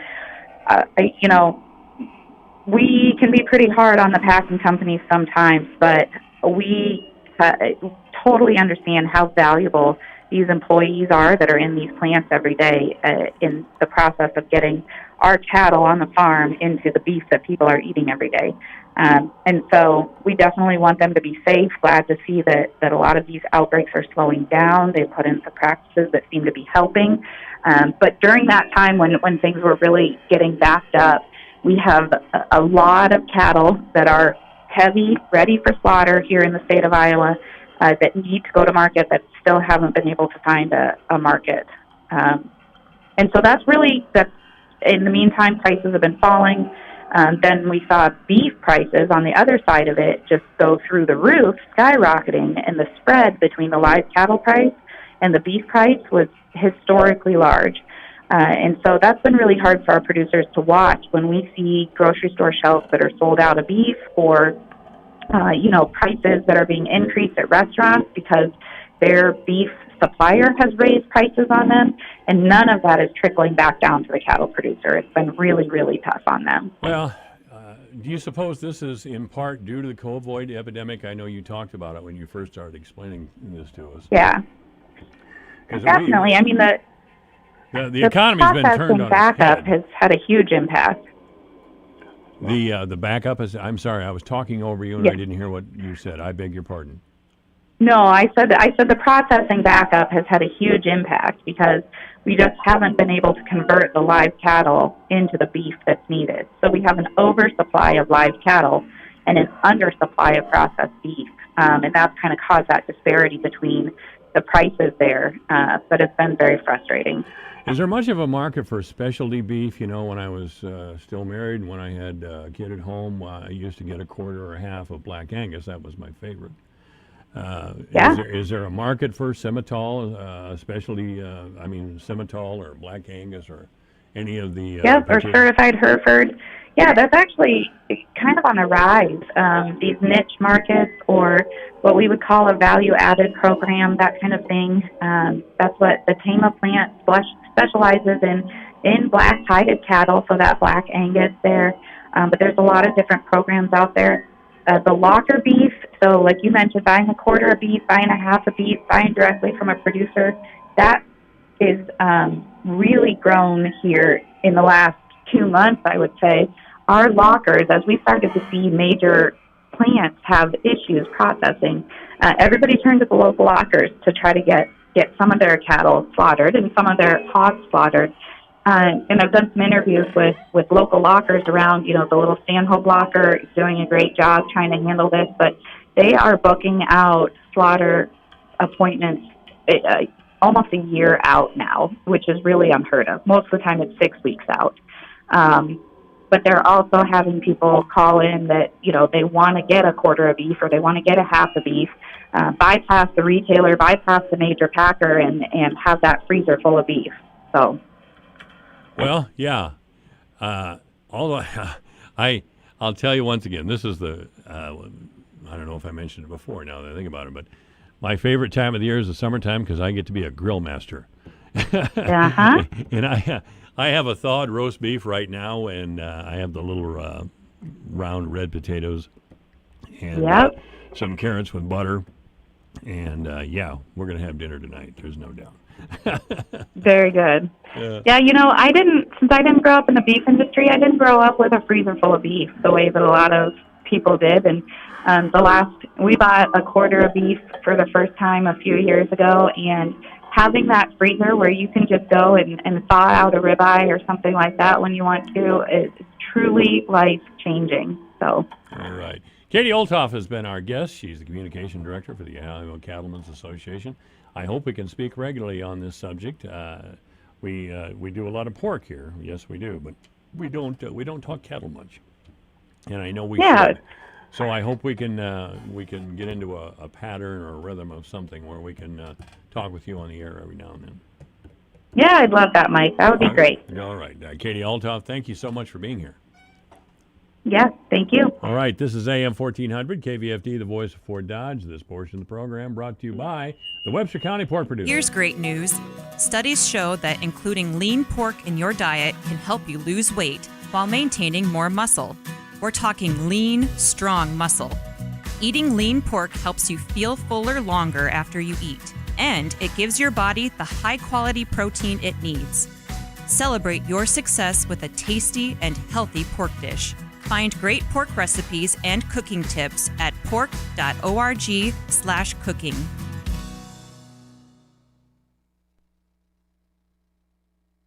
Your circle of care is more important now than ever. Mercy One is innovating to keep you healthy, including virtual visits with your doctor from the comfort and safety of your home.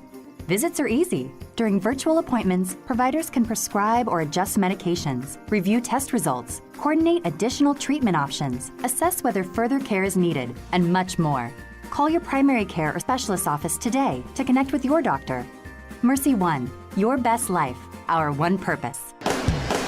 Michael Devine, the Doctor of Truth. Does anyone have anything they'd like to confess? At AM 1400 KVFD. With your KVFD news update, I'm Rob Jones.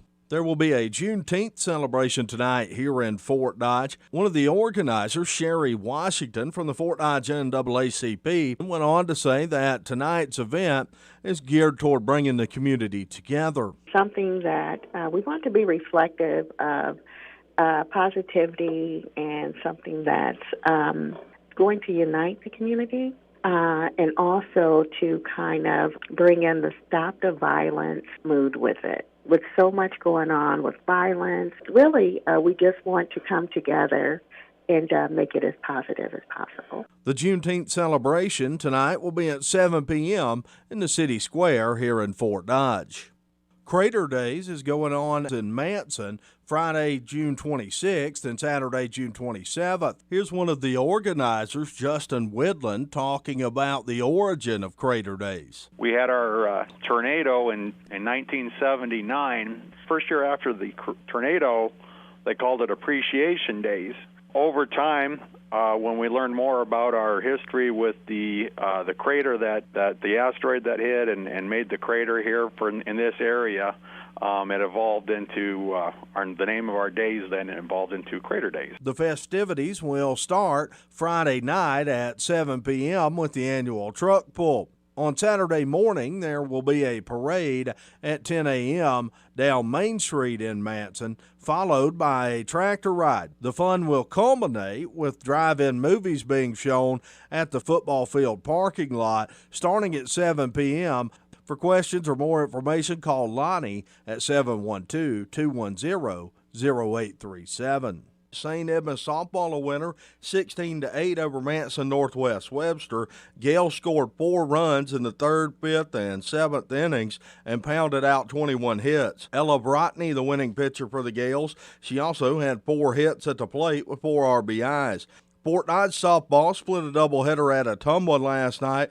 Dodgers took the first game 3-2 and dropped a heartbreaker in a nightcap 4-3 in 14 innings. St. Edmund baseball dropped their first game of the season 4-0 last night to undefeated 8th-ranked Pocahontas area. The Gales host Algona tonight, a 7:30 first pitch at Harlan Rogers. Baseball on your radio this evening as the Fort Dodge Dodgers play host to Marshalltown for a double dip at McNeil Field, a 5 p.m. first pitch for game number 1. You can hear both of those games on Sunny 99.7 and online at yourfortdodge.com. For KVFD from the Jerry Sheeter Newsroom, I'm Rob Jones. Here's the AM 1400 KVFD weatherology forecast. Chance for scattered thunderstorms this afternoon, otherwise a mix of clouds and sun. Daytime highs approaching 80, northwest winds 8 to 15 miles per hour. 59 tonight, mainly clear. Tomorrow, high of 88. Mid-80s Friday, with a chance for scattered storms, upper 80s Saturday. From the Weatherology Weather Center, I'm meteorologist Jennifer Wojcicki. Currently, it's 79. Here's a look at how the markets closed today. July corn down 3/4 cent to end the day at $3.24 1/4. September down 2 at $3.27. December down 3 cents at $3.33 3/4. March down 4 cents at $3.44 3/4. July soybeans down 4 1/4 at $8.70 3/4. August down 4 1/2 cents to close at $8.67 1/2. September down 4 cents at $8.65 1/2. November down 4 at $8.70. July wheat closed down 4 3/4 at $4.81 1/4. Soybean meal up 40 cents a ton at $2.8670. June live cattle down 22 cents at $93.30. August down 85 at $96.35. August feeder cattle down 32 cents at $132.87. September down 30 at $134.17. July lean hogs down 97 cents at $45.92. August down 125 at $51 1/4. I am Dwayne Murley.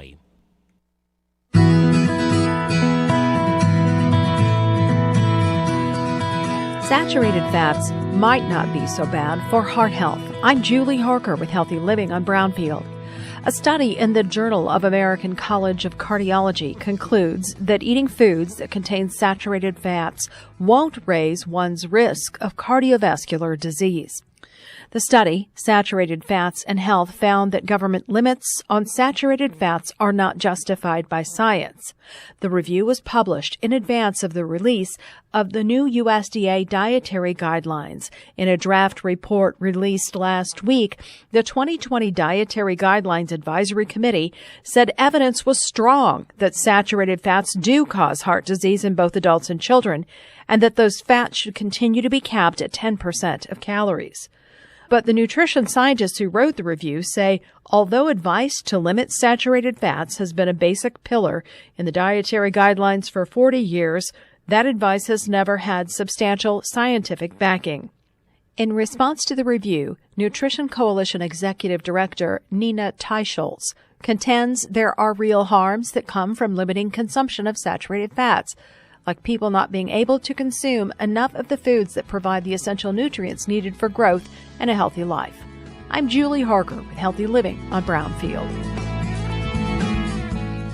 I'm a wife, a sister, and a grandfather. I'm an office clerk. I'm a research analyst, dance fitness instructor, actor. I'm a copywriter. I'm a veteran. I have lupus, cerebral palsy. I'm blind. And I'm working in a job I love. I love. Because I was given a chance to contribute my skills and talents. To show that my disability is only one part of who I am. Who I am. Who I am. At work, it's what people can do that matters. For more information, visit whatcanyoudocampaign.org. This message is from the National Council on Aging. Adults over age 60 are at higher risk for the COVID-19 coronavirus because they may have weaker immune systems or chronic health conditions. The Centers for Disease Control recommends older adults avoid crowds and people who are sick.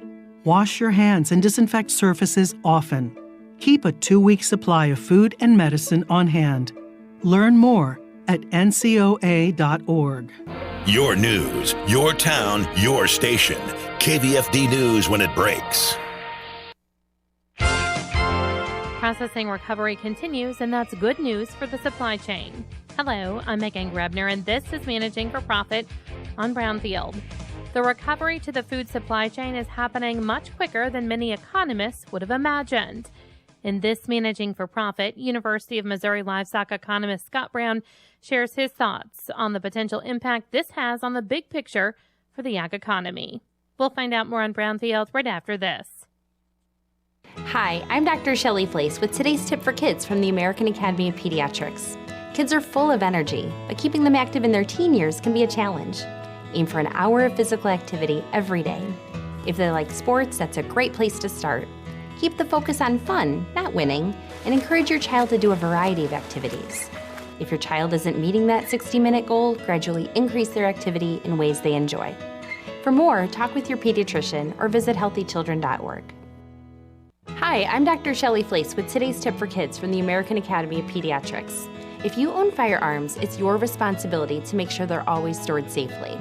Hiding them in a closet or drawer is not enough. Kids know where they are.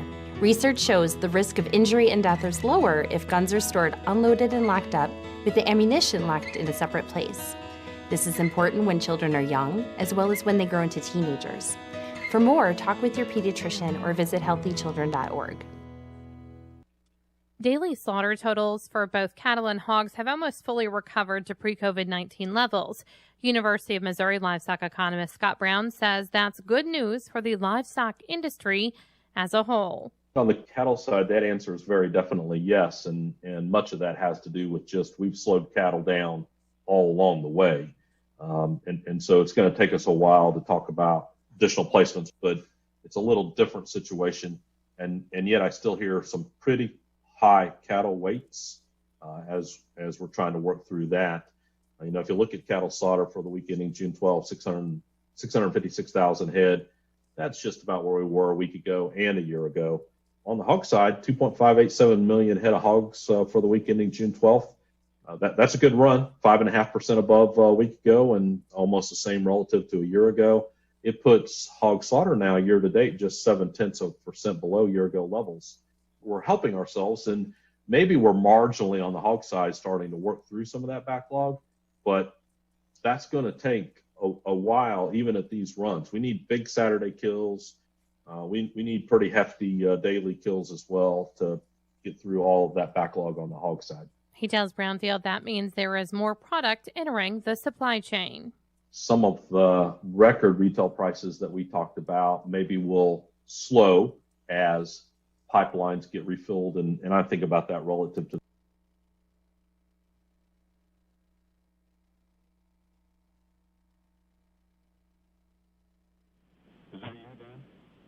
Yes, it is. All right, hang on just about a minute and a half. I'll be right with you. Okay, sounds good. Thank you.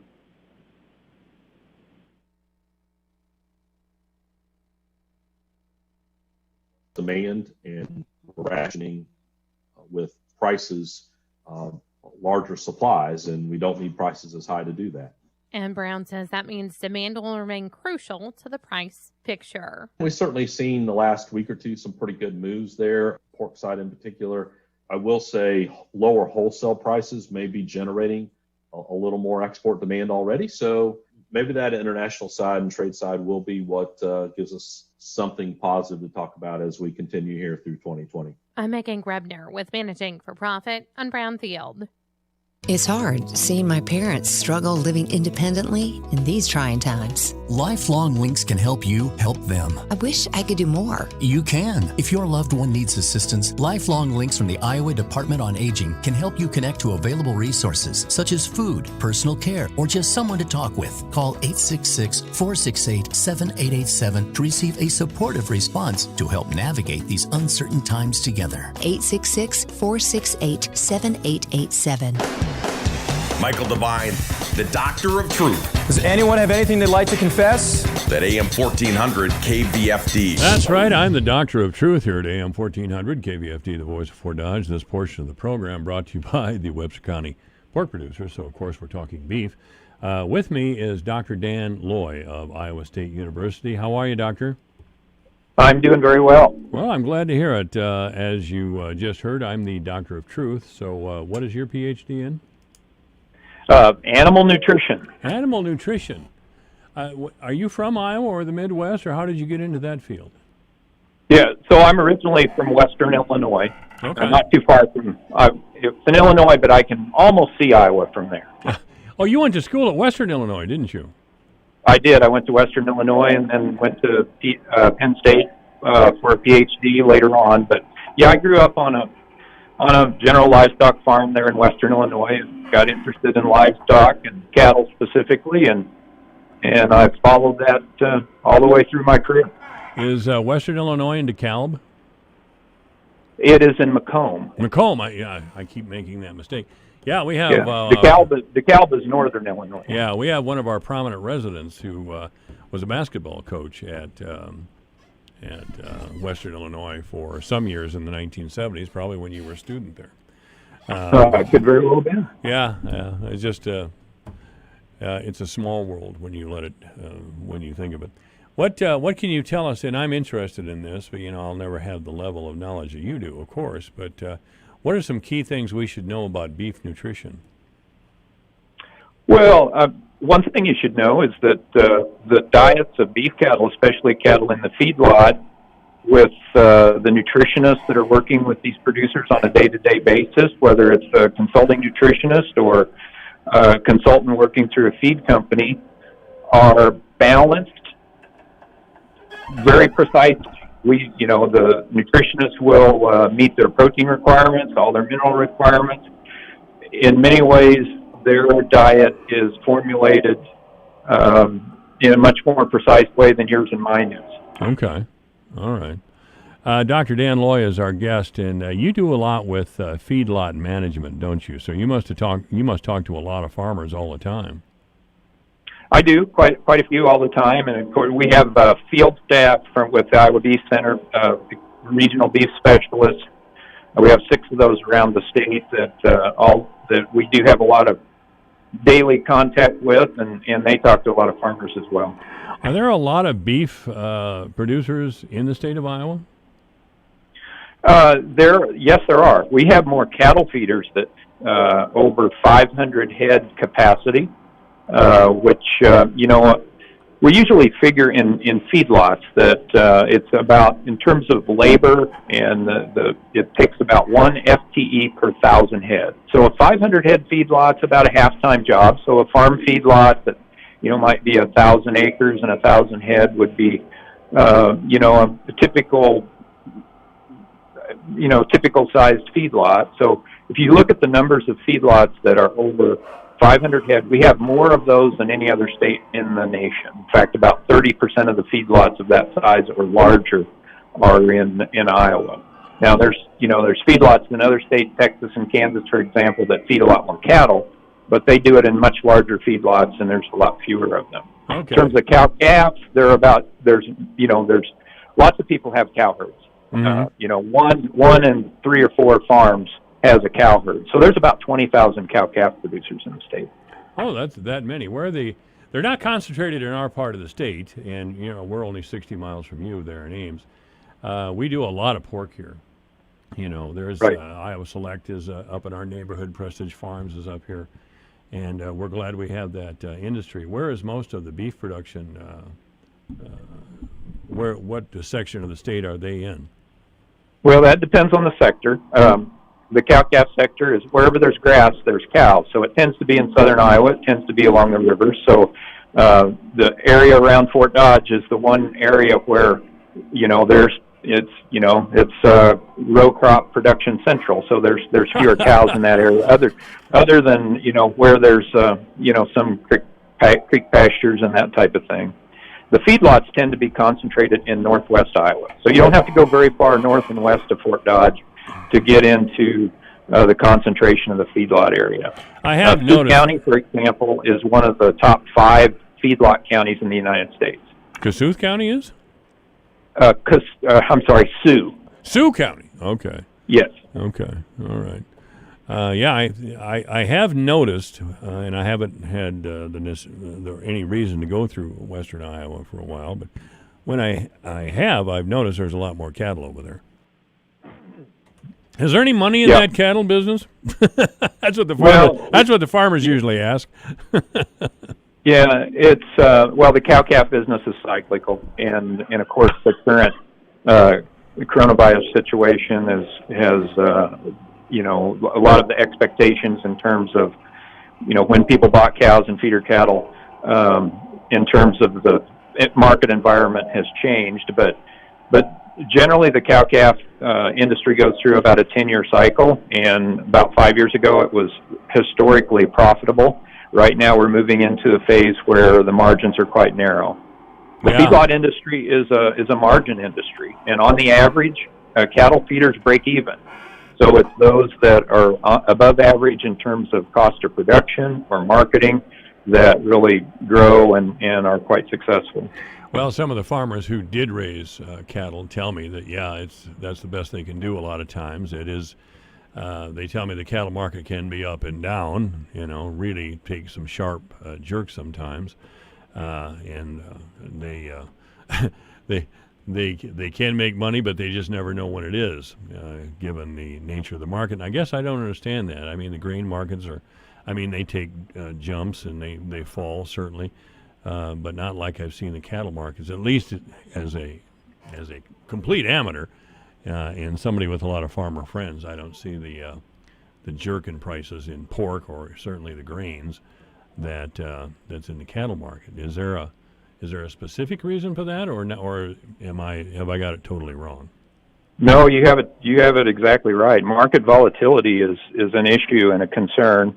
Part of it is, I think there's fewer producers that are marketing, fewer traders, and so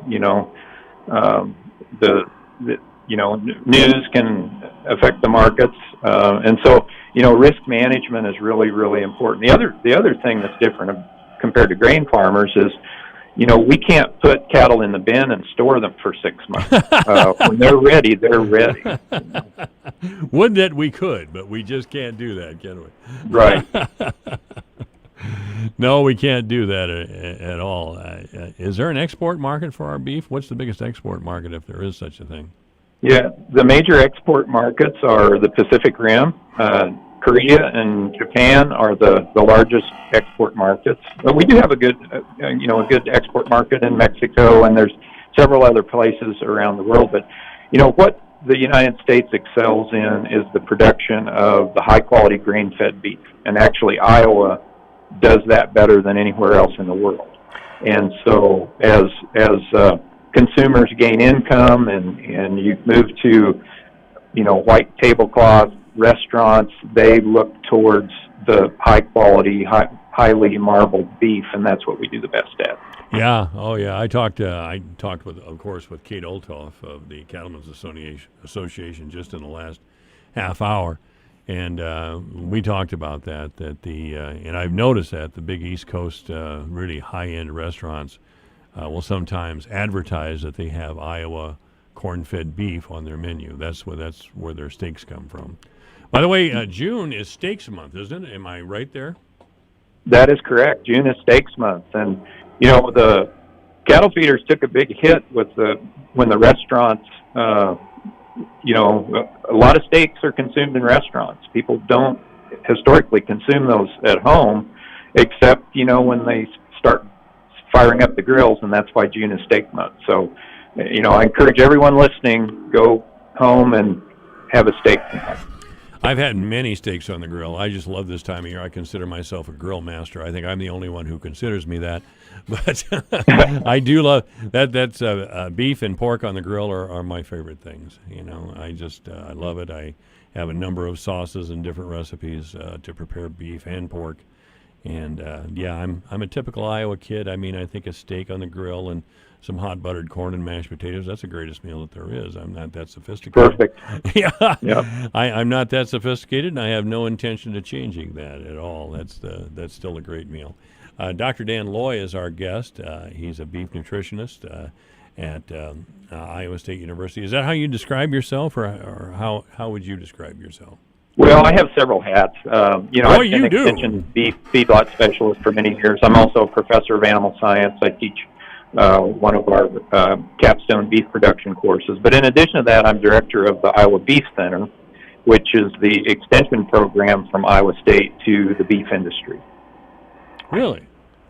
Well, if I drove down there someday, would you show me around? I would. I'd show you. The Beef Center is,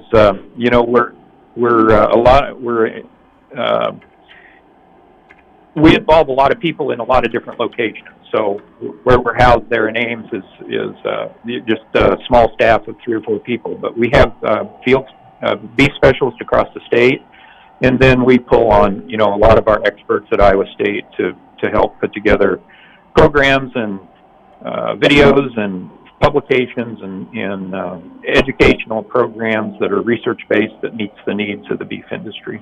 Yeah, gosh. I don't know if you want to get into these animal rights groups. I don't really, but I think they're very, very misguided. I think they're missing out on a key source of nutrition and plain old ordinary good food. I don't know what's driving it necessarily, but I'm getting to be an older man, and younger people in different sections of the country have a definitely different idea of how to live than I do. I respect their rights to do that, but certainly that gets beyond science.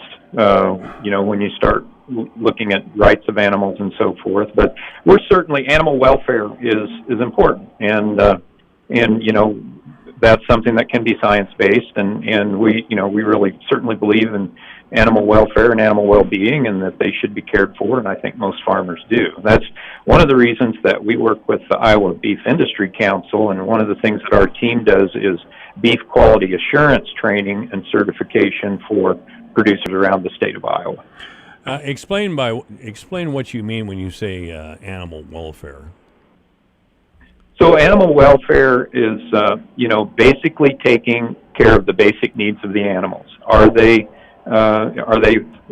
fed and water, and do they have feed and water? Are we meeting their essential biological needs? Are they comfortable? Are we providing facilities? If it's muddy, are we providing bedding? Are we doing the things, if it's a blizzard, are we providing housing? Are we doing the things that provide their basic comfort? Are we providing appropriate health care? And that's basically having a veterinary client-patient relationship. So, basically the things that make the animals not only productive and return, potential profitabilities to the farmer, but also makes their life as comfortable as possible.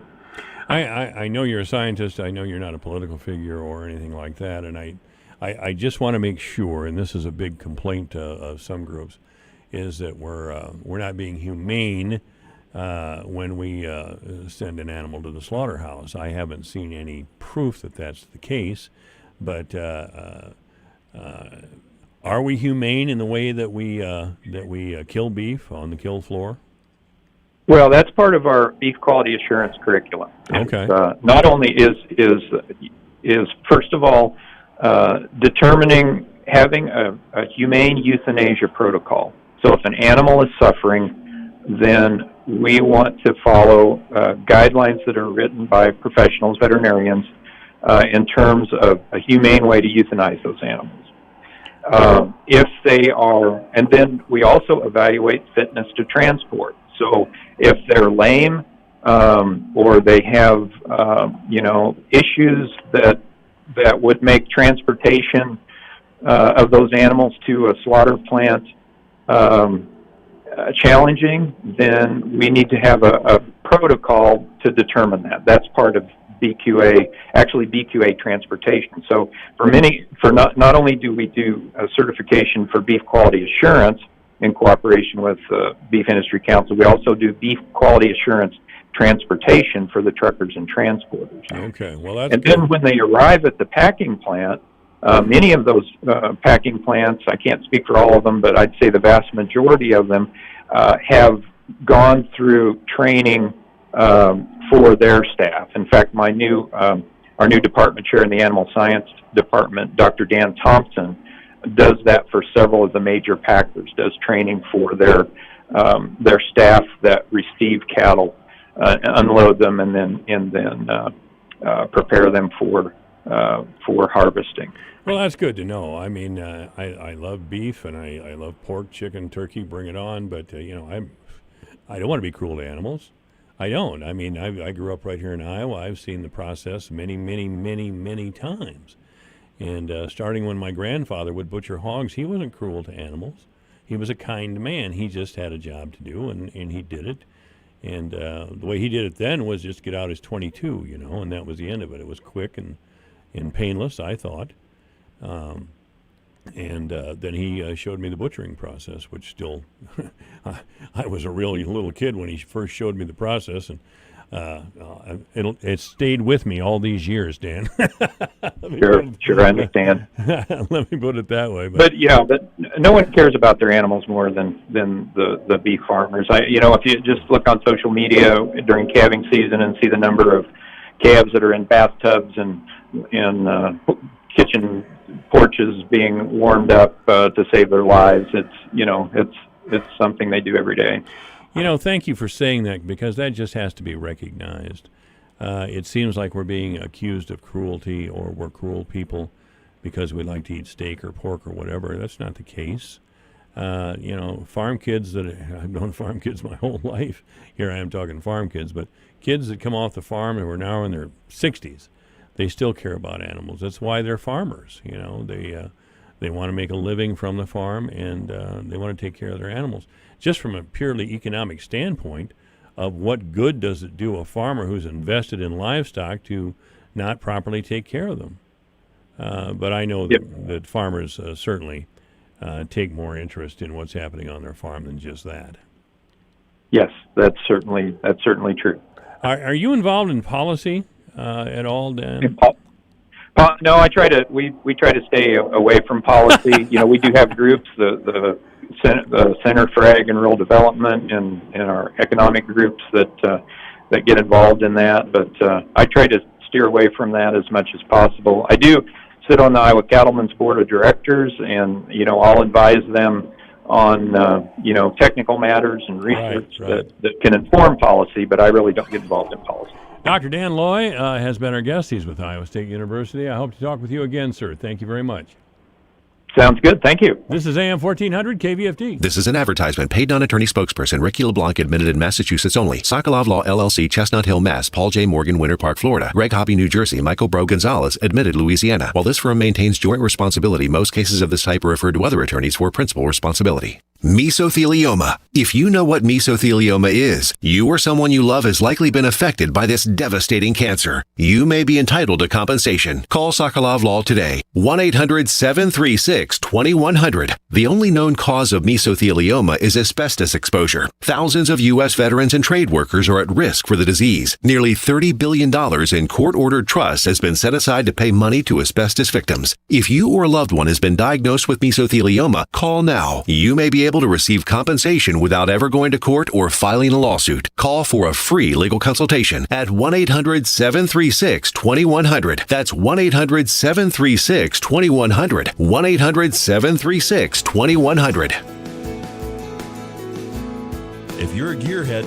or not, you'll enjoy the Under the Hood Car Show every Saturday afternoon from 2 till 4 on the voice of Fort Dodge, AM 1400, KVFD.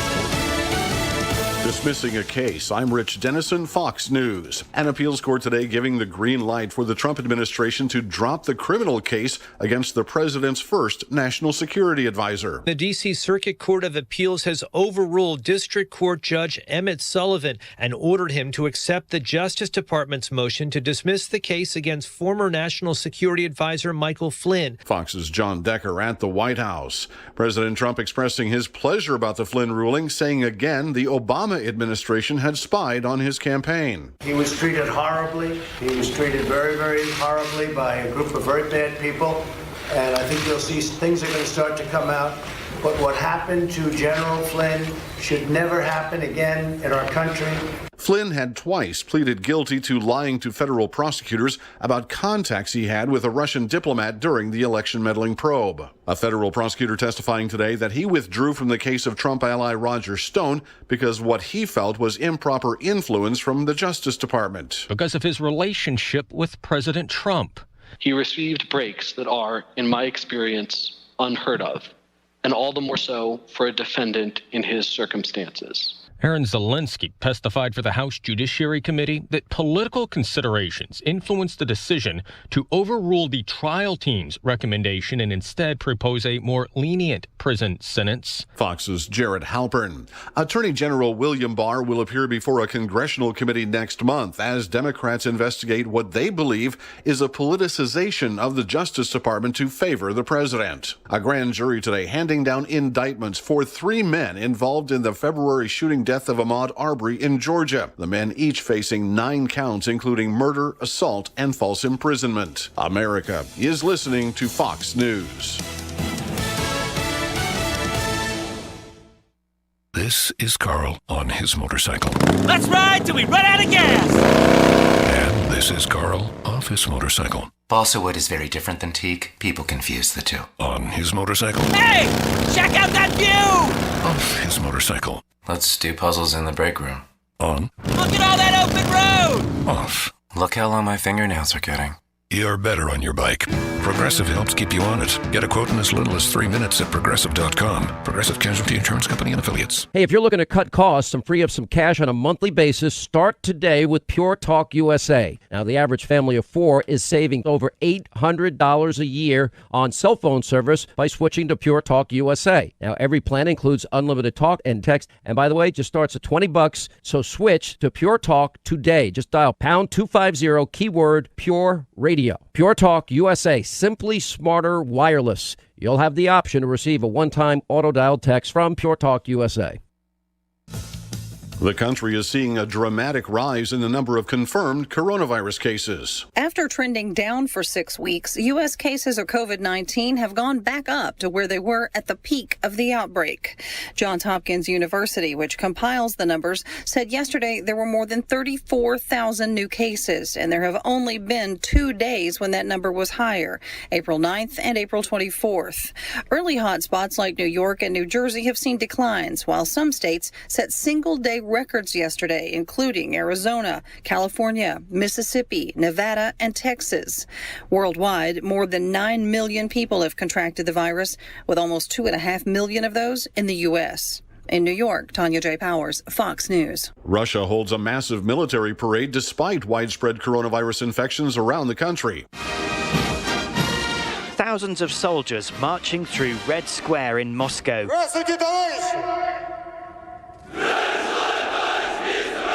Russia marking 75 years since victory over the Nazis in World War II. President Vladimir Putin saying it is impossible to imagine what would have happened to the world if the Red Army did not stand up to its defense. The parade coming ahead of a referendum that could keep Putin in power for another 16 years. Simon Owen, Fox News. Major League Baseball announcing a 60-game schedule that will start July 23rd or 24th in empty ballparks. The news comes as the sport tries to push ahead amid the coronavirus pandemic.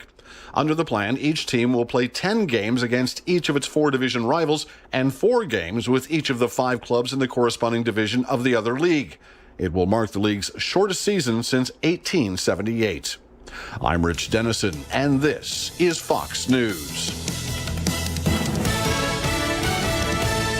Your news, your town, your station. KVFD News when it breaks. From the Jerry Sheeter Newsroom, I'm Rob Jones. There will be a Juneteenth celebration tonight here in Fort Dodge. One of the organizers, Sherry Washington from the Fort Dodge NAACP, explains why the event is tonight instead of last week. During Juneteenth, the week of, there was just so much going on, so we thought we would give it a few days and kind of push it out. Sherry Washington went on to say that tonight's event is geared toward bringing the community together. Something that we want to be reflective of positivity and something that's going to unite the community and also to kind of bring in the stop the violence mood with it. With so much going on with violence, really, we just want to come together and make it as positive as possible. The Juneteenth celebration tonight will be at 7 p.m. in the city square here in Fort Dodge. Crater Days is going on in Manson Friday, June 26th and Saturday, June 27th. Here's one of the organizers, Justin Widland, talking about the origin of Crater Days. We had our tornado in 1979. First year after the tornado, they called it Appreciation Days. Over time, when we learned more about our history with the crater that the asteroid that hit and made the crater here in this area, it evolved into the name of our days. Then it evolved into Crater Days. The festivities will start Friday night at 7 p.m. with the annual truck pull. On Saturday morning, there will be a parade at 10 a.m. down Main Street in Manson, followed by a tractor ride. That afternoon, there will be a bike ride and scavenger hunt, a lawnmower fun run, and an ATV run that travels around Manson to Twin Lakes. The fun will culminate with drive-in movies being shown at the football field parking lot starting at 7 p.m. The featured films are The Great Outdoors, followed by Twister. The events will have restrictions and guidelines due to COVID-19 related concerns. For questions or more information, call Lonnie at 712-210-0837. In sports, in a game you heard on Sunday 99.7 and online at yourportdodge.com last night, St. Edmunds softball a winner 16-8 over Manson Northwest Webster. Gale scored 4 runs in the 3rd, 5th, and 7th innings and pounded out 21 hits. Ella Brotney, the winning pitcher for the Gales, she also had 4 hits at the plate with 4 RBIs. Fort Dodge softball split a doubleheader at Ottumwa last night. Dodgers took the first game 3-2 and dropped a heartbreaker in a nightcap 4-3 in 14 innings. Dodgers left 20 runners on base in the second game. Dodgers back in action today hosting Marshalltown, a 5 p.m. first pitch over at Harlan Rogers. St. Edmund baseball dropped their first game of the season 4-0 last night to undefeated 8th-ranked Pocahontas area. Chase Cook, 3 hits for Pocahontas area. Jed Tracy with the lone hit for St. Edmund. The Gales host Algona tonight, a 7:30 first pitch at Harlan Rogers. Algona baseball fell 4-3 to Storm Lake. Game was tied at 3 apiece. Storm Lake was able to score 1 in the 7th to take the lead for good.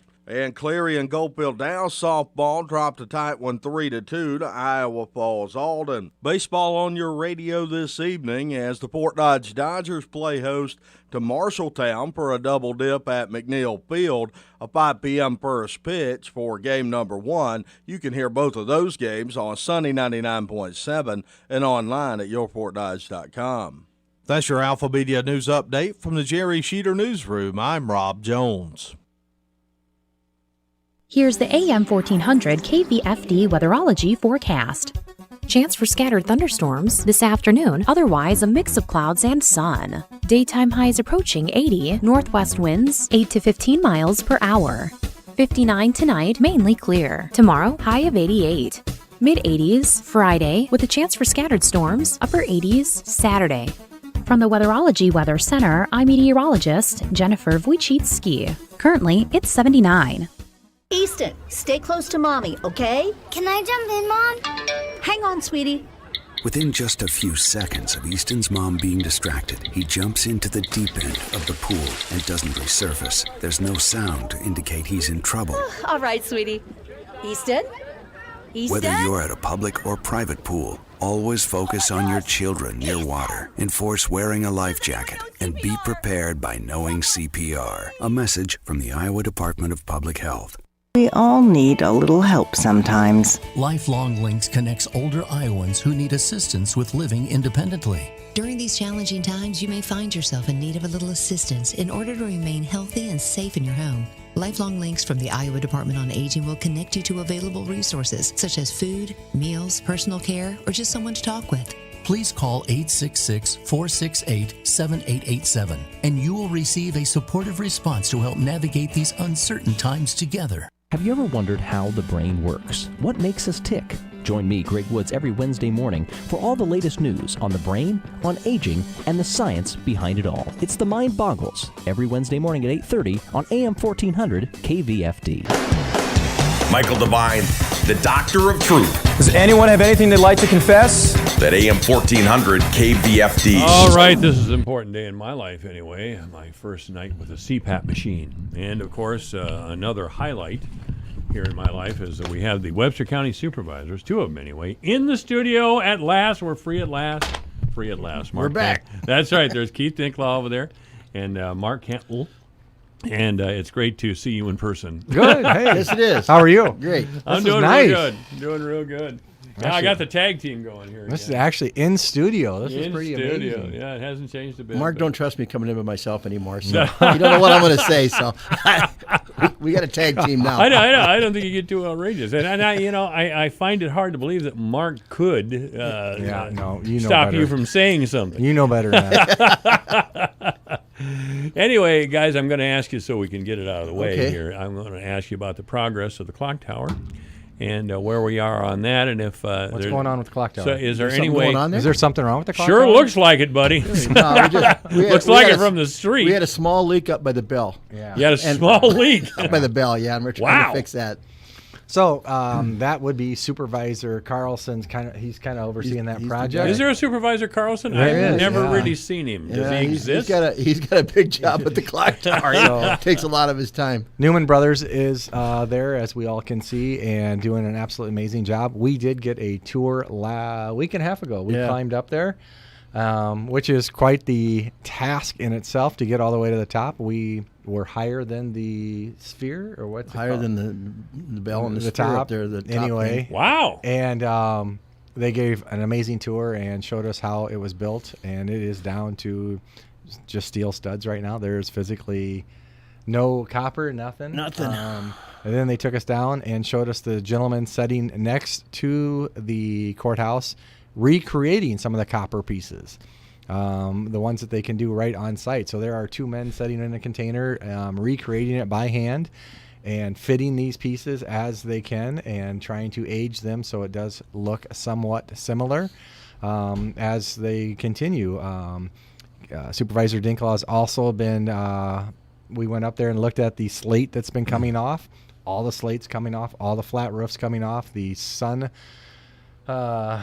skylight, I should say, is being removed, which many people didn't even know we had one. It was so clouded over. So I believe that. They've created a rubber roof within the building, so they're able to remove the skylight and put a new one up.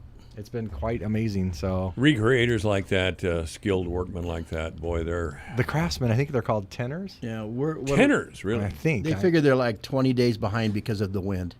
Oh, yeah. If the wind's 25 mile an hour, 20 mile an hour or more, they can't go up there. Really? Yeah. Wow. And really the the skill in putting that scaffolding together has been absolutely amazing. Yeah.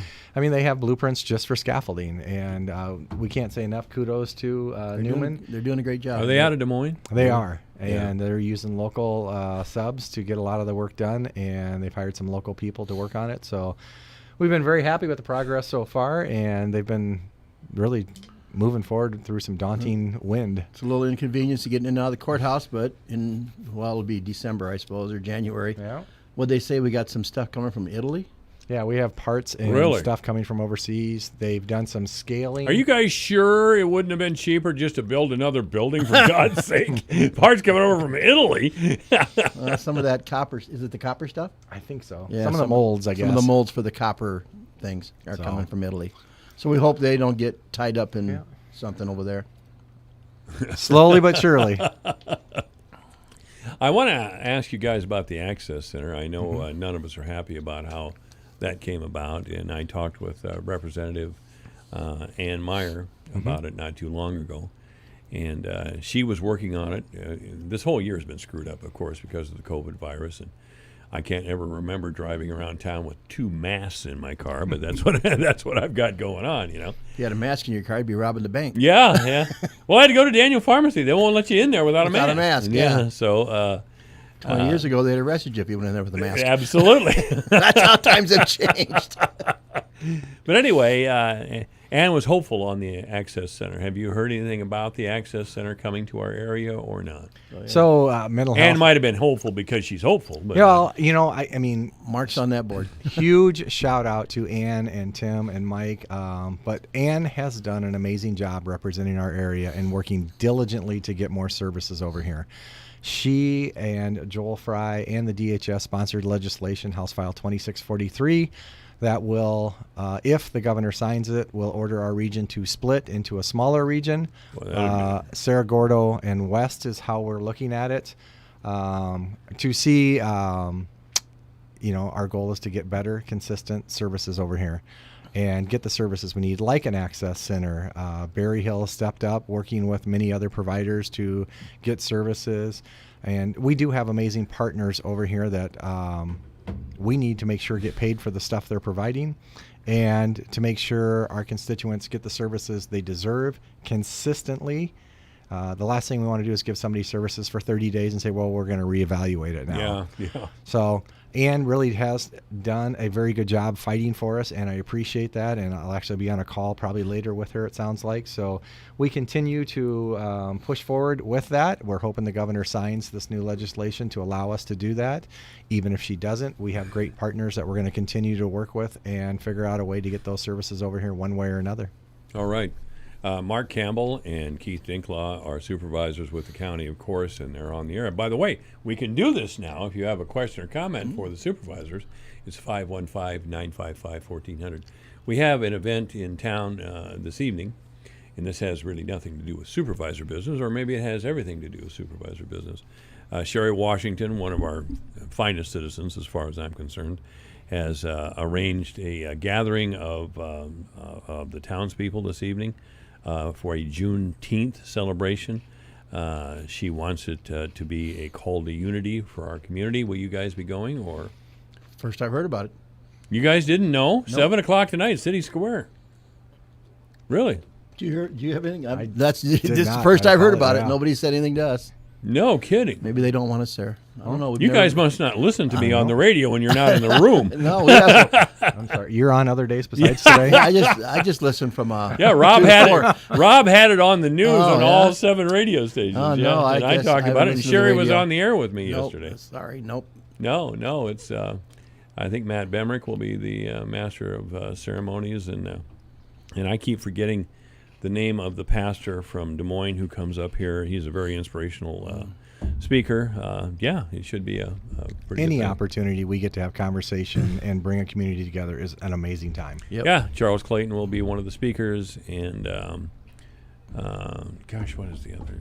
Some of the other speakers I can't remember right now, but it should be something that's good for our community. We haven't. Fort Dodge especially has. Well, we should be proud of the way we've handled the situation in the last few weeks. That protest march that ended with both the police and protesters kneeling in front of the Ward Plaza and saying the Lord's Prayer was really inspirational. And I'm a cynic. I'll tell you. I was there for that. It were you there for that? Very, good for very you. Amazing. Yep. Right out in front of the LEC. Oh, you were in front of the LEC? I thought it was a Warden Plaza. No, we right out in front of the LEC. Okay. Well, that's great. Yep. All right. Is there any county business going on? Any drainage things? Mark, you're a drainage guy. We actually have had a lot going on. We have a few small drainage projects going on, and then we have a couple culverts. Obviously, we're replacing. Jamie Joel, our new county engineer, has started a major road paving project that will do almost all of the former Highway 20 to Webster City from Decker, I believe. Decker truck line all the way east, I believe. From Decker truck line all the way to 2 and miles. we're very east of excited. Duncan. The local contractor for Dodge Asphalt got that job, so that'll be done under traffic, so it won't be shut. Sure. But it will be starting here in a couple of weeks, and it'll take 6 weeks to get done. So it's going to be a pretty big project. Sure. And there'll be some traffic jams. Keith, what's your job on the Board of Supervisors? Are you in charge of fun? I have a feeling you're the... I'm the fun guy. I know you are. I had IDDA today. That's the Iowa Drainage District Association. Yeah, I know. We had the meeting in here in Fort Dodge today, and we talked about things. We had a bill at the State House, 2553 or whatever it was, about when we reclassify and the advertising as such, and it passed the House 97 to nothing, Sure. and it got, then COVID came in, it didn't get to the Senate, so it didn't get on the agenda for this year, so now we got to start over again next year with the same thing. Well, again, this year has been so screwed up. I mean, gosh, how do you go to a football game with nobody in the stands? I mean, not go, but even enjoy it very much. And I'm a baseball fan, and that's been all screwed up. Did we decide to have the county fair or not? No. They're going to have the 4-H kids. I think are going to be able to bring their projects in and get them judged. I don't know how they're going to do that, but I think that's all they're having. But no races or anything like that. No. They'll probably have something, I would think, but not. I don't know. I just know the kids. The 4-H fair is not going to happen, and the kids are going to be able to. They're having the tough truck and the ATV races. Oh, they are. Yep. Okay. Well, and the truck pull. Why do you guys think there's never been a midway down there? I've asked some of the fair board there was a midway last year. They have a Did they have a little midway? They have a carnival there. Yeah, they've had a carnival the last 4 or 5 years there. Not a big one. Well, this is Webster County. You're not going to get I know, big, but some of the smaller towns like Humboldt County and some of those, I think, have a little they've had a pretty county big fair for the last 20 years. Humboldt has. They've had a pretty even big Kossuth fair County, where I grew up, they still have a little fair out there. And the people that run it out there now are doing a fantastic job. I don't know. I'm not saying that. And they've turned it around pretty good, which is sign of the times. Yeah, this year. Okay. Yeah, I was off and on the track announcer out there when they'd have races, figure 8 races, and I'd always had a good time. Always went out to the fair. Absolutely. All right, this is AM 1400 KVFD, the voice of Fort Dodge. I'm on the air with Supervisor Mark Campbell and Supervisor Keith Dinklaw. If you have a question or comment for the supervisors, it's 515-955-1400. Speaking of part-time jobs, the supervisor throwed a part-time professional wrestler, or do you guys know? He's our bouncer. Yeah, I was going to say, he could do it, couldn't he? Yeah. That guy's got some big hands on him. Yep. I'd hate to be thrown out by him. Of course, my getting thrown out of places, hopefully, is Well, he's over. going to talk about we need people on the board. You want to do that, Mark? Mm-hmm. What kind of board? Go ahead. So new legislation is causing us to ask 3 members to leave our Board of Adjustment and our Planning and Zoning Board. Two members on that, I think, 2 or 3. 2 on one and 2 one on one the and 3 New on the legislation, did you say? Yeah, Yep. so to be on the Planning and Zoning Board or Board of Adjustment, you have to live outside of the incorporated area. 3 members live inside incorporated areas. The other 9 are all okay. So we are looking for applications. You can go to the county website, fill out an application. We have a few in already, but we'd like to have more to fill these positions. Wow, that's different. Yeah, it was done because of one county. I mean, they had some. You can see their reasoning behind it. Why should somebody living in town say what's going to go on in the county? Well, that was their reasoning. But you should live in the county if you're going to have a say what's going to go on. Well, in the you county. guys appoint these people, don't you? The Board of Supervisors. We do, but the state sets the guidelines of who we can appoint. Exactly. So if somebody is in town telling somebody out in the country what to do, that can be taken care of by the Board of Supervisors. It'd be like somebody in the county wanting to be on the city, on the city council or something. City council. I agree with that. It's the same thing. Yeah, I don't know why they had to change the legislation. It seems like the supervisors could have handled it in whatever county it was. And we had a really good group of people on the boards right now because it's hard to find people to do those jobs. It really, really is because they're not, they don't get paid very well if they get paid anything. Yeah. Explain the Board of Adjustment. What do they even do? Either of you guys know for sure? Board of Adjustment works on conditional use permits. So anything that currently is not in our zoning, you can come in and apply for a conditional use permit. They take it, they review it. The main difference between the two, planning and zoning makes recommendations to the Board of Supervisors. We then work with them to say yay or nay. Board of Adjustment, if you do not agree with what they do, you go to court. They have final say. Okay, all right. So planning and zoning, though, is countywide, right? I mean, yep. it's Board of Adjustment is too. Unincorporated areas Unincorporated. Okay, so they have neither of those entities have anything to do with towns or cities. Little cities, towns, Badger. All the little towns have their own. They all have their own thing. All their own rules, and I couldn't go sit on the board of the Badger City Council, and neither could somebody in the country around Badger. Well, no. Yeah, so they can't come and sit on the zoning board or the Board of Adjustment for us in the county. Well, that would make sense to me. I mean, yep. So we need 5 people, really. 5 people. We need 5 people to be on these boards. Just those 2, or are there others? Nope, that was the only 2 that they. We try to fill them every October, November, December. We take applications for any terms that are expiring in January, and we try to have them reappointed right away. Okay, all right. How many boards? Do you guys know how many boards are the county's responsible for? 30. I was 30 going to at say least. there must be. I'm on 7 or 8, and you're on. I'm on 7 11. Or 8. 11, yeah. 11. Yeah. Wow. I thought 7, 8 sounds about. No, we probably set on 30 to 40 boards. Today I had, just to give you an example. So this morning we started off with a mental health meeting to discuss our region possibly splitting. And then I had Fort Dodge Housing after that, state associations of counties. And I have 2 more yet tonight. So okay. Yeah, there is a lot of things going on, and it's nice to be able to say in Webster County there's a lot of good things going on. So while other counties really struggle to figure out in certain parts of the state how they're going to move forward, we're actually figuring out how to improve what we currently have. So. Okay. And Mark actually sits on the ISAC board for. Mm-hmm. Yeah. And that's how many people are on that board? ISAC, we represent. That's an acronym. It stands for Iowa State Association of Counties. Of Counties, yep. Right. And then last year I got asked, and I was nominated and put on the National Association of Counties. And we meet 4 times a year in D.C. No kidding. Yeah. You have a good time in D.C., don't you? We've only made 2 visits so far. The other ones have been canceled due to COVID. Yeah. So it's good to have local representation on those boards. I mean, on the Iowa board and the national board. I guess we'll finish with that doggone COVID. Is the courthouse open now, or what are the rules for going into the courthouse? You have to wear a mask, or no?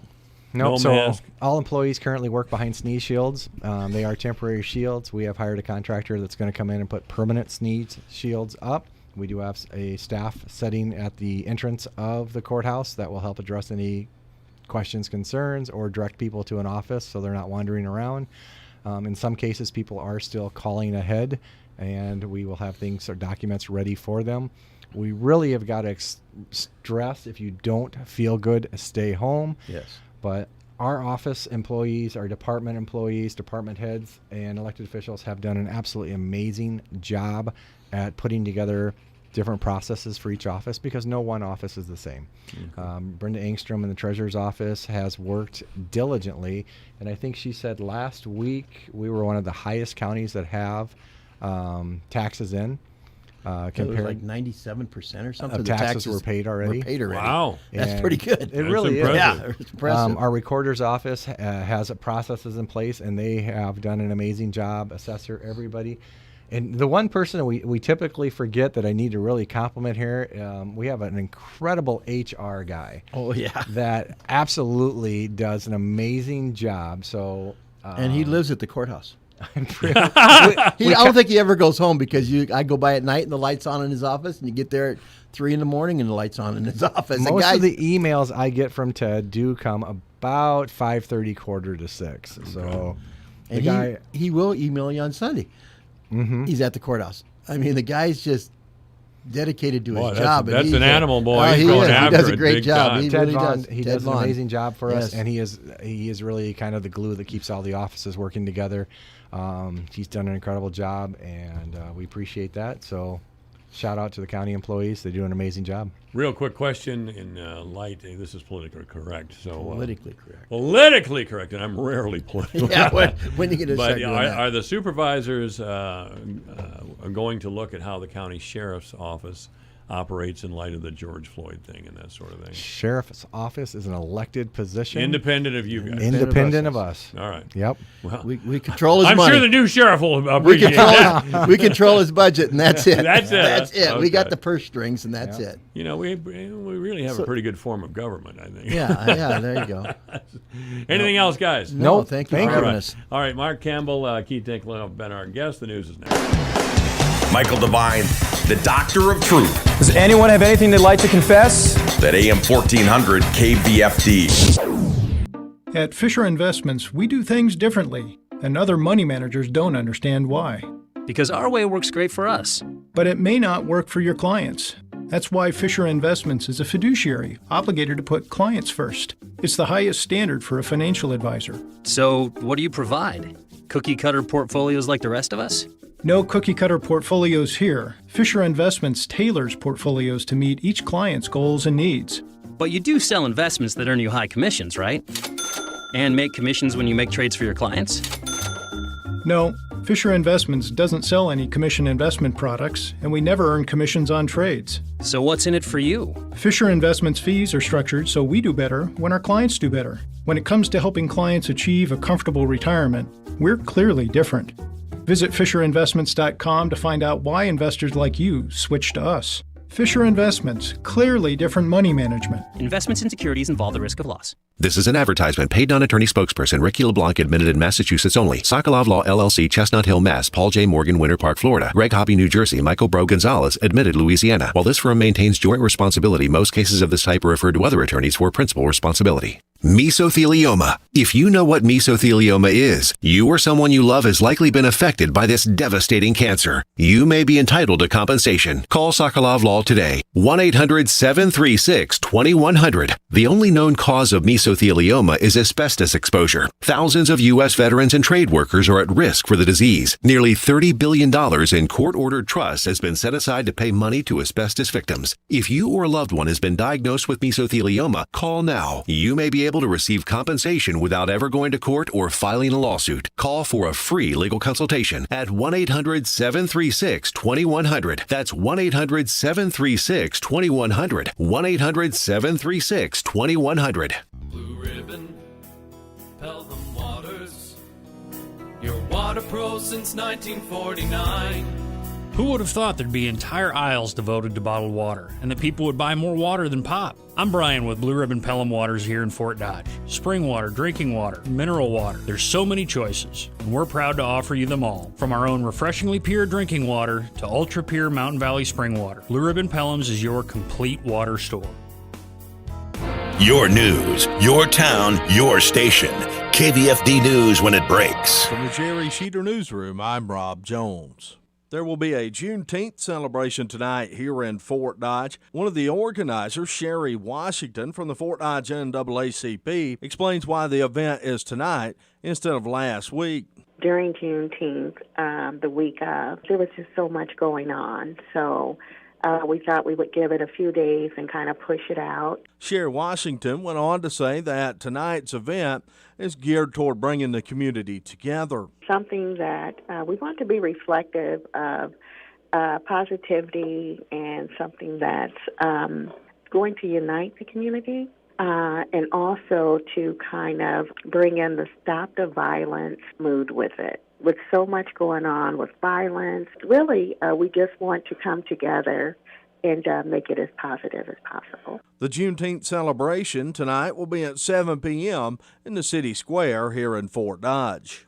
Crater Days is going on in Manson Friday, June 26th and Saturday, June 27th. Here's one of the organizers, Justin Widland, talking about the origin of Crater Days. We had our tornado in 1979. First year after the tornado, they called it Appreciation Days.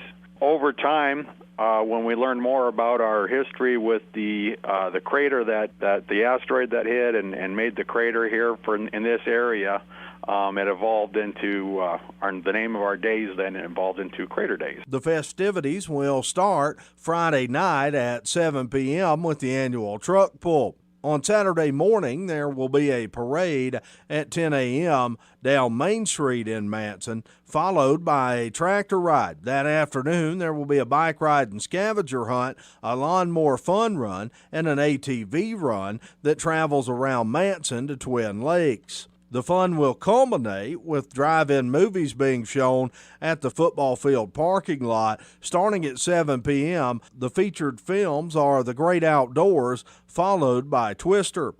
The events will have restrictions and guidelines due to COVID-19 related concerns. For questions or more information, call Lonnie at 712-210-0837.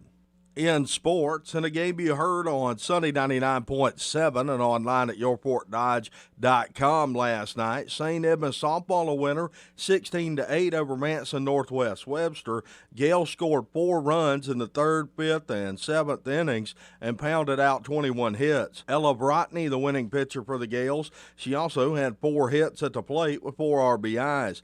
Fort Dodge softball split a doubleheader at Ottumwa last night. Dodgers took the first game 3-2 and dropped a heartbreaker in a nightcap 4-3 in 14 innings. Dodgers left 20 runners on base in the second game. Dodgers back in action today hosting Marshalltown, a 5 p.m. first pitch over at Harlan Rogers. St. Edmund baseball dropped their first game of the season 4-0 last night to undefeated 8th-ranked Pocahontas area. Chase Cook, 3 hits for Pocahontas area. Jed Tracy with the lone hit for St. Edmund. The Gales host Algona tonight, a 7:30 first pitch at Harlan Rogers. Algona baseball fell 4-3 to Storm Lake. Game was tied at 3 apiece. Storm Lake was able to score 1 in the 7th to take the lead for good. And Cleary and Goldfield Downs softball dropped a tight one 3-2 to Iowa Falls Alden. Baseball on your radio this evening as the Fort Dodge Dodgers play host to Marshalltown for a double dip at McNeil Field, a 5 p.m. first pitch for game number 1. You can hear both of those games on Sunny 99.7 and online at yourportdodge.com. That's your Alpha Media News Update from the Jerry Sheeter Newsroom. I'm Rob Jones. Here's a look at how the markets closed today. July corn down 3/4 cent to end the day at $3.24 1/4. September down 2 at $3.27. December down 3 cents at $3.33 3/4. March down 4 cents at $3.44 3/4. July soybeans down 4 1/4 at $8.70 3/4. August down 4 1/2 cents to close at $8.67 1/2. September down 4 cents at $8.65 1/2. November down 4 at $8.70. July wheat closed down 4 3/4 at $4.81 1/4. Soybean meal up 40 cents a ton at $2.8670. June live cattle down 22 cents at $93.30. August down 85 at $96.35. August feeder cattle down 32 cents at $132.87. September down 30 at $134.17. July lean hogs down 97 cents at $45.92. August down 125 at $51 1/4. I'm Dwayne Murley. This is AM 1400 KVFD, the voice of Fort Dodge. I'm Michael Devine. Pretty nice day today, and hopefully we'll have that for a while, but it doesn't look like it. I think Thursday things are going to change for us, or Thursday evening anyway. 79 degrees in Fair right now. I would remind you to gather at the square tonight for our community get-together, Juneteenth celebration, a time for us to come together and be together and affirm, I think, our commitment to love and peace. I know that sounds odd coming from me, but I'm inspired by certainly Sherry Washington and others, and a lot of people attached to the Second Baptist Church. Anyway, there's a 20% chance of thunderstorms overnight. It may get to 80 today, or maybe not. Overnight, clear with a low of 50 for the most part. On Thursday night, it's going to rain. Friday, showers and thunderstorms in the afternoon with a high of 90. Saturday, sunny with a high of 86. Sunday, a chance of showers and thunderstorms, sunny with a high of 90. Monday, a chance of showers and thunderstorms, partly sunny with a high of 90. Tuesday, chance of showers and thunderstorms, partly sunny with a high of 86. Right now, 80 degrees at AM 1400 KVFD, the voice of Fort Dodge. Obituaries this hour brought to you by the historic Bruce Funeral Home at 923 First Avenue South, Fort Dodge. You may contact the historic Bruce Funeral Home by calling 515-576-5117 or online at www.brucesfuneralhome.com. Melvin Souter has passed away at the age of 75. Melvin Souter is from Manson, Iowa, and he passed away at the Iowa Methodist Medical Center in Des Moines. There will be a Mass of Christian burial held tomorrow at 10:30 at Corpus Christi Church here in town. Obituaries this hour brought to you by the historic Bruce Funeral Home at 923 First Avenue South, Fort Dodge. You may contact the historic Bruce Funeral Home by calling 515-576-5117 or online at www.brucesfuneralhome.com. Dr. Lee Heeb will be with us in 30 seconds. When severe weather threatens, keep it here for the Severe Weather Advisor, brought to you by Riley Armstrong Plumbing and Heating. Plumbing emergencies don't usually happen during normal business hours, so Riley Armstrong is here for you 24/7. Call 955-2232. And the Fort Museum in Frontier Village, where history comes alive. Travel back in time and celebrate the heritage of Fort Dodge at the Fort Museum. Book your next special event at the Opera House, too. When severe weather threatens, stay with your friends on the voice of Fort Dodge, AM 1400 KVFD. Michael Devine, the Doctor of Truth. Does anyone have anything they'd like to confess? At AM 1400 KVFD. That's right, I am the Doctor of Truth. Dr. Lee Heeb joins us now. What kind of doctor are you, Lee? Well, I don't know. Doctor of Despair. Doctor of Despair. You wouldn't be the only one, I'll tell you. Oh, gosh. Every day I read and figure out what's going on, and it just seems to be getting worse and worse. I mean, now we're looking at this potential for perpetual lockdown. I mean, this is tyranny. We're about to become the Chinese, like with apps tracing us. It's really ugly. I mean, the next thing, they're hiring contact tracers, and they're telling us we can't open up completely until we have a vaccine. Now, I was just reading, there are 4 states that don't limit hydroxychloroquine, which is the answer to this, okay? One of them is Nebraska. Why is our Republican governor and our Republican-controlled Senate and things not passing this? Why are they allowing the governor to do this? I don't know. Our state should not have a limit on this. I mean, we have hydroxychloroquine in the pharmacies. I have checked also in Omaha. People. I have a friend in Arizona. Arizona's governor is saying, and the pharmacy board and medical board is saying, oh, you can't do it. And the AMA says, oh, you can't treat your own families, and you can't treat, and the FDA says you can't treat people outside of our guidelines. In other words, they're going out of their way to limit the ability to use a drug that is demonstrably curing people all over the world, and which can be easily obtained in Brazil or even China. Now, we can get it from Canada. We can get it from Canadian pharmacies, and that's what a friend of mine in Arizona did. She's a mid-level, a nurse practitioner, and she could write a prescription and got it from Canada. Her whole family came down with the disease, and she got it from Canada. Got it from what? She got it from a pharmacy in Canada. Oh, God. See, and that's what I'm saying. But we should not have to do that. Why should we have to? They're lying to us, and they're trying. It's just so simple. They're keeping us locked down without scientific principles, and they're keeping us from curing and saving people. Why should India have less deaths than we do when they have 1 billion more people? It's because everybody uses chloroquine and hydroxychloroquine for things. They're used to it. Yeah. I'm just devastated by this. And it's not like there's no cost to these lockdowns. I mean, I'm a small business owner. I don't know if I can handle another one. And what they've done is now they've locked us down, so now we're indebted for these low interest loans, but they're still going to come due, and they're going to turn off our ability to make money. And the second thing is, in New Jersey, they're actually using drones to look into people's backyards and fining people $1,000 if they're not social distancing. Oh, God. Where's that at? No scientific basis on that. Where are they They're using making drones? this up as they go along to oppress us. Where are they using drones? I'm sorry, I didn't get that. Oh, that was New Jersey. Oh, yeah, that wouldn't surprise you me. think, and I got it when the Michigan governor and the Democrat governor out in Nevada said, "Oh no, we're going to make hydroxychloroquine illegal." I said, "Well, that won't happen here." Yes, it did. Yes, our governor did this. Our governor is allowing, and we may be old this one, but the next virus they release, we need hydroxychloroquine to be readily available to your doctor, and your doctor needs to be taught to use it, told to use it, told it's okay and it works. I mean, they're suppressing the information, and they're telling us they want evidence-based medicine, but really they're suppressing the evidence because this is a end game to tyranny. I don't know how else to look at this. Well, what do you think the motive is behind these people's actions? Well, okay. In 2010, the Rockefeller Foundation published a document, and it was called Scenarios for the Future Technology and International Development.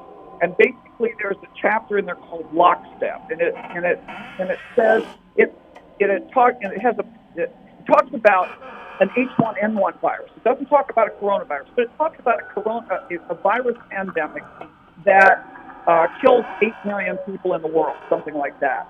And it ends up concluding that we will have to have tighter this is a quote, a world of tighter top-down government control and more authoritarian leadership with limited innovation. Oh, I should have known. They're saying that you need to have more control and you need to have more rules and regulations about where people can travel and what they can be doing to prevent these pandemics. That's what they're going to use to trace us now, or to stop us moving. This is a really ugly end game, and we're about to be China. The next step, they want to put an app on our phone, and they put the app on your phone, and it tells them exactly where you are at any given minute, so you know if you are near somebody that got exposed. Now, we saw that happening in Korea, and we thought, hey, actually, that's kind of clever. But you know what? It's not clever. I don't want them to know every minute where I am. And it's not a one-way data feed. They're not just telling me that there's somebody around me. They have to get my position to know that if I'm infected, I'm infecting somebody else, right? Sure. And keep in mind that on random testing, over 30% of people are now positive for antibodies. At least that. I mean, I don't know what the actual numbers have gone up since then, but at least 30%. So this is like the common cold at this point. Everybody's going to get some dose of it. Some people are going to get sick. They're the minority. Most people are just going to walk away with a very minimal illness. And the ones that get sick, we have treatments for. We also know about prevention. None of this is being told to the population. What they're being told is you will have a tracker or tracer coming to your house and mandatory testing. And you will, because they're hiring them now. They're paying them between $45,000 and $65,000 a year, depending on where they live. They're probably hiring Antifa and these people that are out of work from the shutdown. And they're going to come and force you to be tested. And after you are tested, in California, they actually are taking people's children away who are positive. I think I read that in California. One of the states, it was California or Oregon, where they took these people's children away on the basis that the parents were positive for COVID. Well, that's what reasonable authorities do, according to yeah. God. I mean, I don't know how this can get much worse, but you're going to be tracked, and and then the next step is you're going to be forcibly vaccinated. And the other thing that's happening, they're already at a private, my husband's private university where he works, and at multiple different places now. It's not just nurses and policemen and all that. It's everybody that they can are being forced to have a flu vaccine. You can't get out of it now if you want to work, according to them. Now, and the problem is, you say, well, I'll get a medical exemption. You should be able to get a medical exemption. It should be easily to say you shouldn't take a flu vaccine that increases your risk of coronavirus because these people believe coronavirus is bad, right? exemption. But what's going to happen is doctors are afraid to write medical exemptions because you start writing medical exemptions to vaccines, the board will delicense you or threaten to. The medical board. You get stood up. Nobody wants to stand up before the medical board, and that's what they threaten. They say, "Oh, we've seen that you've gotten these," And I don't know how many times it's happened in Iowa, but I know it's happened around the country. So doctors are running scared. And well, what grounds would the medical board have to punish a physician who did that? Because it's outline of their guidance. They don't need grounds. This isn't a court of law, and there's no due process. Keep in mind, they already go after. Here's an example of medical boards. The number one reason in many states that doctors are hauled before medical boards is, quote, overtreatment of hypothyroidism. Now, the treatment programs we have for thyroid care are 25, 30 years old. And if you look at the basic science, they'll tell you that if you let the TSH, and you don't even have to know what this means, but if the TSH is above 1, your cardiac output, your cardiac function is not optimized. In other words, you're not getting the cardiac function you should get. That's why people feel tired and fatigued, one of the reasons, okay? But the standard of care in the community, meaning what most doctors are still doing, is not treating hypothyroidism until your TSH is over 2.5 or 5, which by then is very, very actually significant. So the new thing, the newest piece, the anti-aging society and the very avant-garde endocrinologists and people, they're saying no, we have to treat thyroid more aggressively. But the state medical boards are getting complaints from insurance companies, and so they thump doctors for doing that, for using the science, the evidence-based medicine. And in fact, my friend who was a general surgeon in California was told by the policeman on the medical board in California that yes, that they use 2.5 as their criteria for taking doctors to task for overtreatment of hypothyroidism. Now, I've never known a patient that was upset by having appropriate treatment of their thyroid. I asked my medical board when I was in Arizona. I said, is this true about Arizona? And my friend who was the chief of the medical board said yes. I said, who complains? Because patients don't complain. He said, no, it's the insurance companies. So the big pharmaceutical cartel with the insurance companies and politicians who want to bring about some end, it doesn't matter what it is, you're just a pawn. And we, unlike if you're a bricklayer, I don't think you have a board that can take away your livelihood, maybe you do, without due process, but doctors do. And probably dentists. I mean, that's just the way it is, and we need to stand up against that. But my point to anybody listening is the future safety of our nation depends on our ability to treat these viruses appropriately, because there are psychopaths controlling these labs all over the world that are making designer viruses, and they're doing it to bring about a one-world tyrannical overlord government. They've openly talked about it. They say we need to have an umbrella organization over all nations to deal with pandemics. It's in the Rockefeller documents from a decade ago. Other people have written about it. And they're limiting they're taking away. America is the big bad guy now because we're the last man standing in some ways.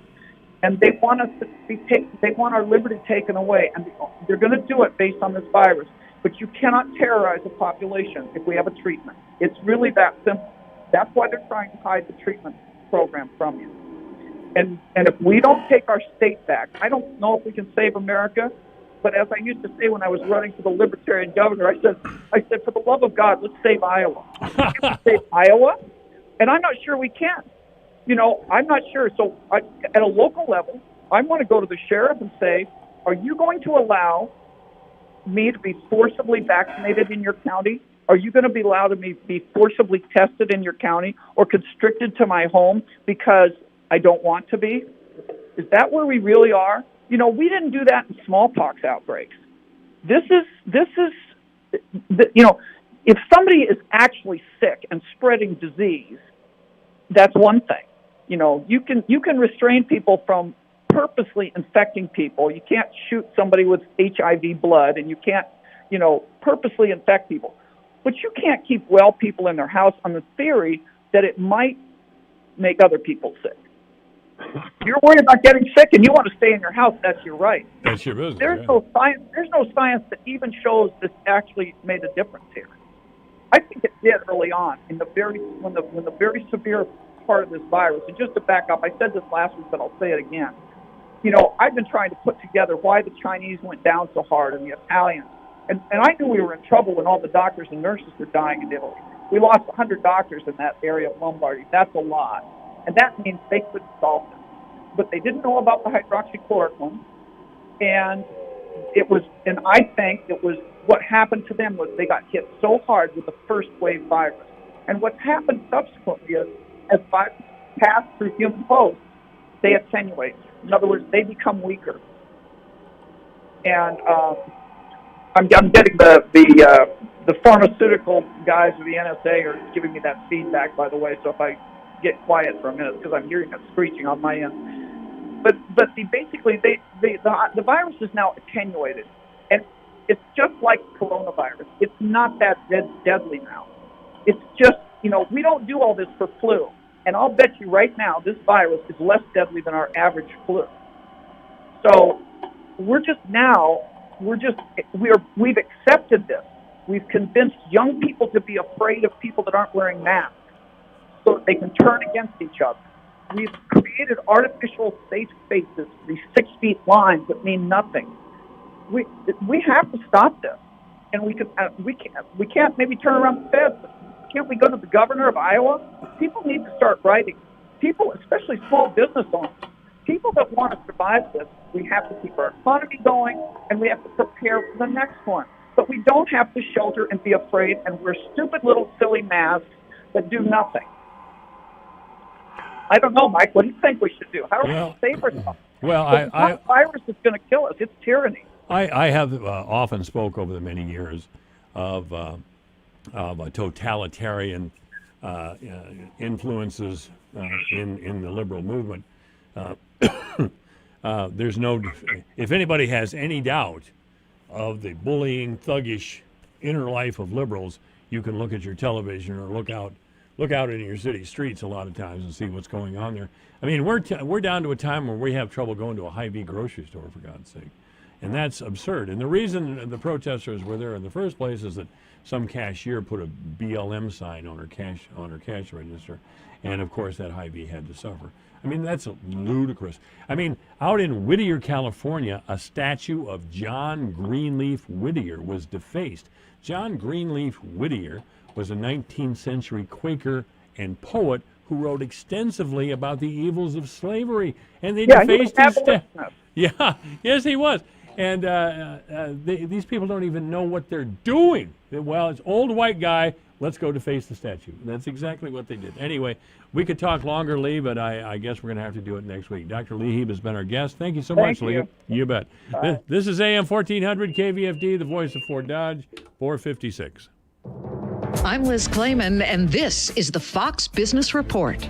Stocks ending sharply lower as investors worry about the increasing number of coronavirus cases in some states. Businesses that have been especially hard hit by the pandemic, like airlines, hotels, and cruise operators, were among the biggest losers, with the Dow falling 710 points, the Nasdaq down 222, S&P 500 down 81. And Disney's theme park workers are making a plea to postpone the park's reopening next month due to the rise of coronavirus cases in Florida. More than 7,200 have signed a petition asking Disney and government officials to delay the Disney World reopening. And German pharmaceutical and pesticides maker Bayer agreeing to pay over $10.5 billion to settle U.S. lawsuits claiming that its widely used weed killer Roundup caused cancer. Bayer inheriting thousands of lawsuits against Roundup's inventor Monsanto when it acquired the U.S. agricultural giant in 2018. That's your Fox Business Report. I'm Hillary Barsky, invested in you.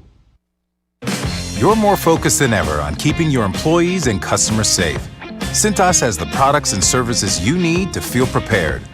Our Cintas technicians can apply our disinfectant and sanitizer spray throughout your facility. Our Ultra Clean service for restrooms uses a sanitizer effective against certain germs, bacteria, and viruses. And we'll help you stay well-stocked with hand sanitizer, face masks, and essential PPE. Visit Cintas.com and get ready for the workday. I'm Phil Gunderson. Gunderson's has a tradition of providing services unmatched in our community. Funeral, cremation, and pre-planning services with certified celebrants on staff, aftercare, video, and customized printed goods that are the standard. We offer live streaming options and community support with remembrance and educational programs. When it's time to look for a funeral home, look to Gunderson's. Gunderson Funeral Home and Cremation Services. This is AM 1400, KVFD, the voice for Dodge. I'm Michael Devine. I want to thank you for listening today. We've got a great evening. We're having a gathering down at City Square tonight. A Juneteenth celebration. That's 7 o'clock City Square tonight. I'll be there. You be there with us. Yeah, the news is coming up, and I want to thank Dr. Lee.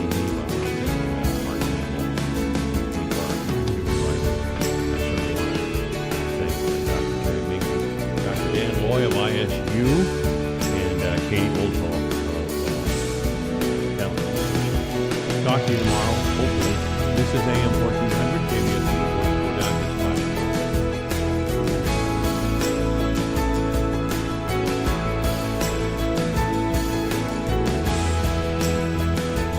Hi, this is Leslie Segretti. And I'm Tom Kreitler, and you can hear the Money Pit every Saturday afternoon from 4 to 6 on the voice of Fort Dodge, AM 1400 KVFD, Fort Dodge. Praise for Poland. I'm Lisa Lacera, Fox News. President Trump hosting his first world leader at the White House since the pandemic. The president of Poland, Andrzej Duda, saying that country is one of the few paying in to NATO. We will be only satisfied when all members are paying their fair share. Again, only 8 members plus the United States is paying what is considered a fair share.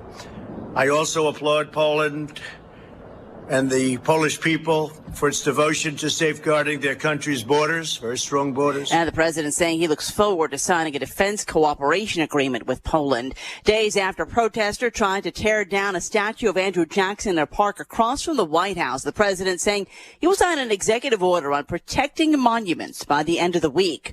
Georgia prosecutors announcing charges against 3 men in connection with the death of Ahmaud Arbery, the African-American man who was shot to death while out for a run in February. Today, the Glenn County grand jury did return an indictment against Travis McMichael, Greg McMichael, and William Bryan. Cobb County District Attorney Joyette Jones, the McMichaels were not charged until May after Bryan's cell phone video was leaked online. Bryan was arrested May 22nd.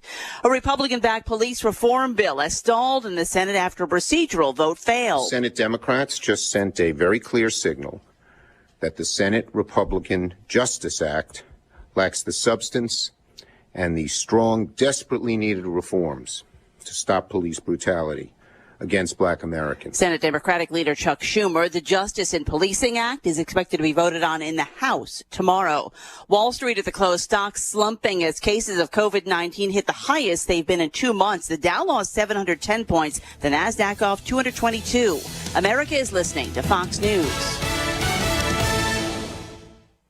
This is Stacy on her motorcycle. What an incredible view! And this is Stacy off her motorcycle. Does this have sucralose in it? On her motorcycle. Oh, the wind in my hair! Off her motorcycle. It's pronounced et cetera, not et cetera. On. Woohoo! Yes! Off. No.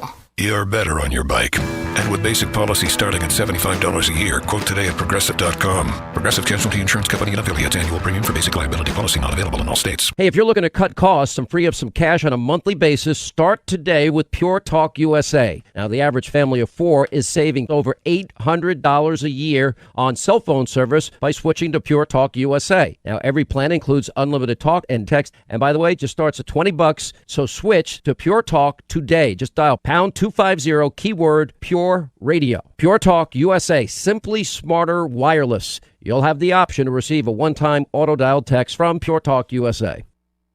With your KVFD News Update, I'm Rob Jones. There will be a Juneteenth celebration tonight here in Fort Dodge. One of the organizers, Sherry Washington from the Fort Dodge NAACP, went on to say that tonight's event is geared toward bringing the community together. Something that we want to be reflective of positivity and something that's going to unite the community. And also to kind of bring in the stop the violence mood with it. With so much going on with violence, really, we just want to come together and make it as positive as possible. The Juneteenth celebration tonight will be at 7 p.m. in the city square here in Fort Dodge. Crater Days is going on in Manson Friday, June 26th and Saturday, June 27th. Here's one of the organizers, Justin Widland, talking about the origin of Crater Days. We had our tornado in 1979. First year after the tornado, they called it Appreciation Days. Over time, when we learned more about our history with the crater that the asteroid that hit and made the crater here in this area, it evolved into the name of our days. Then it evolved into Crater Days. The festivities will start Friday night at 7 p.m. with the annual truck pull. On Saturday morning, there will be a parade at 10 a.m. down Main Street in Manson, followed by a tractor ride. The fun will culminate with drive-in movies being shown at the football field parking lot starting at 7 p.m. For questions or more information, call Lonnie at 712-210-0837. St. Edmunds softball a winner, 16-8 over Manson Northwest Webster. Gale scored 4 runs in the 3rd, 5th, and 7th innings and pounded out 21 hits. Ella Brotney, the winning pitcher for the Gales. She also had 4 hits at the plate with 4 RBIs. Fort Dodge softball split a doubleheader at Ottumwa last night.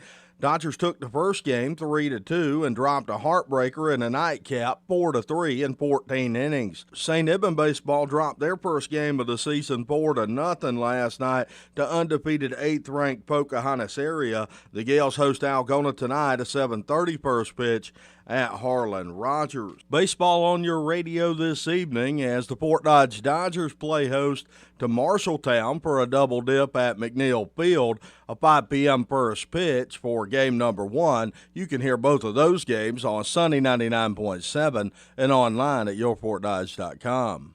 For KVFD from the Jerry Sheeter Newsroom, I'm Rob Jones.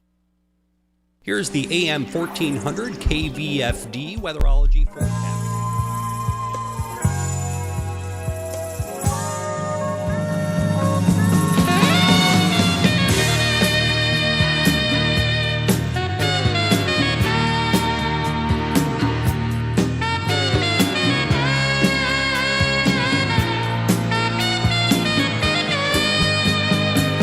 Live from the headquarters of Ramsey Solutions, broadcasting from the Dollar Car Rental Studios, it's the Dave Ramsey Show, where debt is dumb, cash is king, and the paid-off home mortgage has taken the place of the BMW as the status symbol of choice. Ramsey personality Dr. John Deloney is my co-host today here on the air. He and I will be taking your calls about your life and your money. It's common sense for your dollars and cents. Please don't expect anything to be highly sophisticated and confusing. That's what we do well, Dave. We do the basics, and we do them very steadily. That's right. And repeatedly. The tortoise always wins. And we are, some of the most profound, life-changing things that will ever happen to you are really freaking easy to understand, but hard to do because they deal with the person in your mirror. And that's what we're here to do. Open phones at 888-825-5225. Dwayne is with us in South Dakota. Hi, Dwayne. How are you? Hey, guys. Thanks for taking my call. And the basics do work because thanks to you guys, we're everyday millionaires. And all right. For you. Way to go, hero. Well, thanks. You're my hero. We were going to be on the cruise with you guys. I was too, man. I was too. Hey, my question is, my wife Nancy retired from